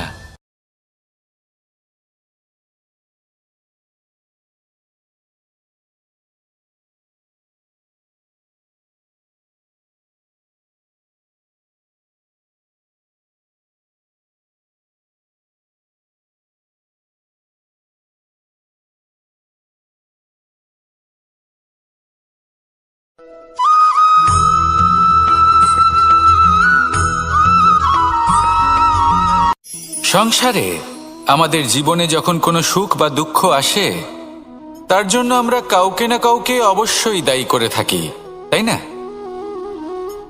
এই ব্যক্তি আমাদের সাথে এরকম কাজ করেছেন তাই আমার সাথে এমন হলো। ওই ব্যক্তি যদি এমনটা না করতেন তাহলে আজ আমি ওই স্থানে পৌঁছতে পারতাম। সবই আপনার দৃষ্টিভঙ্গির ওপর নির্ভরশীল। আর যদি আপনার দৃষ্টিভঙ্গি এমন হয় তাহলে তা অনুচিত। সত্যি কথা বলতে এই সংসারে ভিন্ন ভিন্ন ধরনের মানুষ আছে। এটা আপনার উপর নির্ভর করছে কিভাবে তাদের স্বাগত জানাবেন। একবার ভাবুন, আমি আমার দুটো হাত সামনে নিয়ে এলাম, দুটো মুঠো খুলে দিলাম। দুই প্রকারের মানুষ আসবেন, কিছু না কিছু দিয়ে যাবেন। এই মুঠো যদি আমি বন্ধ করে দিই, তাহলে না কেউ আমাকে কিছু দিতে পারবে, না আমার কিছু যাবে আসবে। নিশ্চয়ই বুঝতে পারছেন এই দুই ধরনের ব্যক্তি কারা এবং তারা কি দিয়ে যান। আমি যদি নিজের মুঠো খুলে দিই, তাহলে কিছু ভালো মানুষ আসবেন, আমাকে আনন্দ, সন্তুষ্টি, জ্ঞান প্রদান করে যাবেন, ভালো অভিজ্ঞতা দিয়ে যাবেন। কোনো খারাপ ব্যক্তি যদি আসেন, তাহলে তিনিও খারাপ অভিজ্ঞতা দেবেন, যার থেকে আমি শিক্ষা লাভ করব। এই সব কিছু আমি লাভ করতে পারি। মুঠো যদি বন্ধ করে রাখি, তাহলে আমি কিছুই পাবো না। দেখুন, এই সংসারে প্রত্যেকের জীবনে এইরকম। প্রত্যেকের জীবনে সবকিছুই আছে, ভালো খারাপ দুই মানুষই আছে, ভালো অভিজ্ঞতা আছে, খারাপ অভিজ্ঞতা আছে। নির্ভর করছে আপনার উপর যে আপনি কি করবেন, এনাদের স্বাগত কিভাবে জানাবেন, কার থেকে কি বুঝবেন, কি শিখতে পারবেন, আর কোন দৃষ্টিভঙ্গি নিয়ে অগ্রসর হবেন। এটাই নির্ধারণ করবে যে আপনার জীবন কেমন হবে। আসুন আমার সাথে ভালোবেসে বলুন, রাধা রাধা।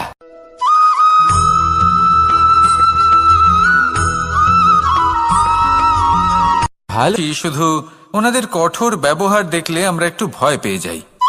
এবার ওনাদের এই কঠোর ব্যবহার আমাদের ভালো না লাগলেও অত্যন্ত আবশ্যক, কারণ মাতার থেকে আমরা যে শক্তি লাভ করি তা যেন নিয়ন্ত্রণ হারিয়ে বিধ্বংসী না হয়ে ওঠে।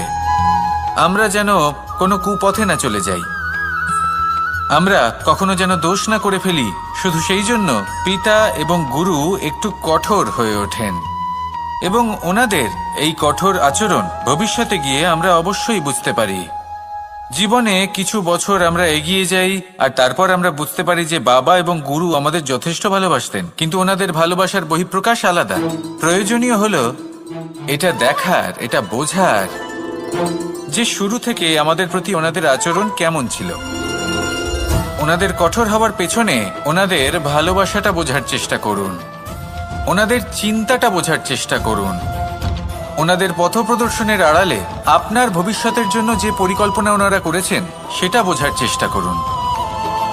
তখন আপনারা বুঝতে পারবেন ওনাদের ভালোবাসাকে। আপনার মনের মধ্যে আপনা থেকেই ওনাদের প্রতি সম্মান জেগে উঠবে। নিজের পিতা এবং নিজের গুরু এই দুজনের প্রতি কৃতজ্ঞতা প্রকাশ করুন, আর আমার সাথে ভালোবেসে বলুন, রাধা রাধা।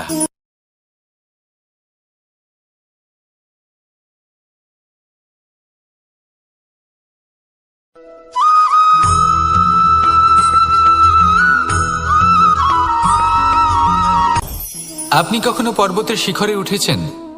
আপনি দেখতে পাবেন পর্বতের পদতলে প্রচুর সুন্দর ফুল রয়েছে, সবুজ বনানী রয়েছে। যত আপনি ওপরে উঠতে থাকবেন তত ফুল কমতে থাকবে, সবুজ বনানী কমতে থাকবে। আরো কিছুটা ওপরে উঠলে কাঁটা জাতীয় গাছ দেখতে পাবেন, শুকনো গাছ দেখতে পাবেন। আরো যদি ওপরে ওঠেন তাহলে পাষাণ দেখতে পাবেন। আরো উপরে উঠলে হিমখণ্ড দেখতে পাবেন। এই যে পর্বত, তা মনুষ্য জীবনের সবথেকে উত্তম উদাহরণ। মানুষ যখন সাফল্যের শিখরে পৌঁছতে চান, মহানুভবতার শিখরে পৌঁছতে চান, পথে যত আস্তে আস্তে উপরে উঠতে থাকেন, ততই ভৌতিক বস্তু তার থেকে বিচ্ছিন্ন হতে থাকে। যদি তিনি সেই ভৌতিক বস্তুগুলি ত্যাগ না করতে পারেন, তাহলে কখনোই সেই স্থানে পৌঁছতে পারবেন না। আর মানুষ যদি উচিত ত্যাগ করতে পারেন, পথে অগ্রসর হতে থাকেন, এগোতে থাকেন, তাহলে একদিন না একদিন তিনি মহানুভবতার, জ্ঞানের, সাফল্যের হিমের স্বাদ অবশ্যই লাভ করবেন। মনে রাখবেন, মানব জীবনে ত্যাগ হলো অত্যন্ত গুরুত্বপূর্ণ অংশ। আসুন আমার সাথে ভালোবেসে বলুন, রাধা রাধা।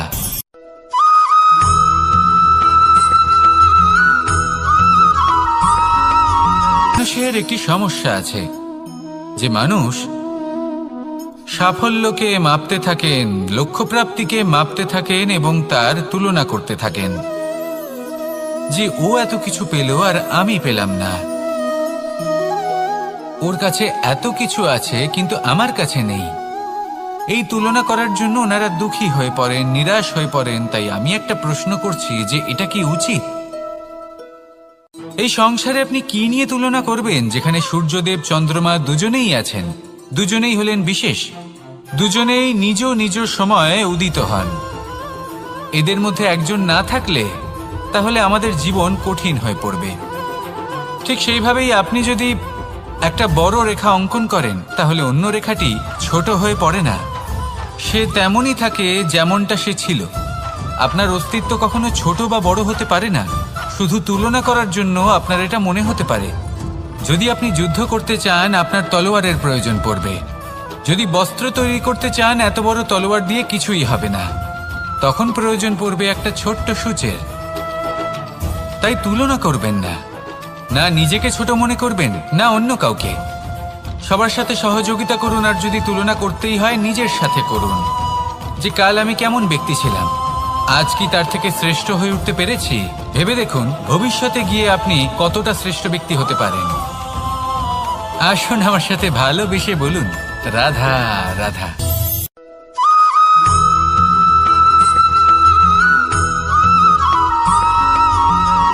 জীবন কিসের উপর নির্ভরশীল?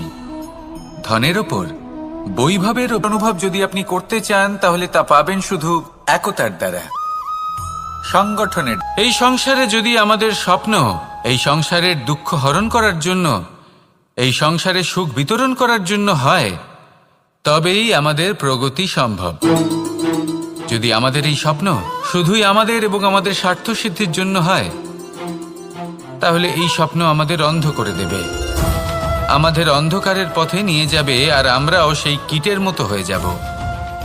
নিজেদেরই মায়াজালে আমরা নিজেই ফেঁসে যাব, আর শেষে আমরা যদি কিছু লাভ করি, তা হবে একাকিত্ব, অন্ধকারময় মৃত্যু।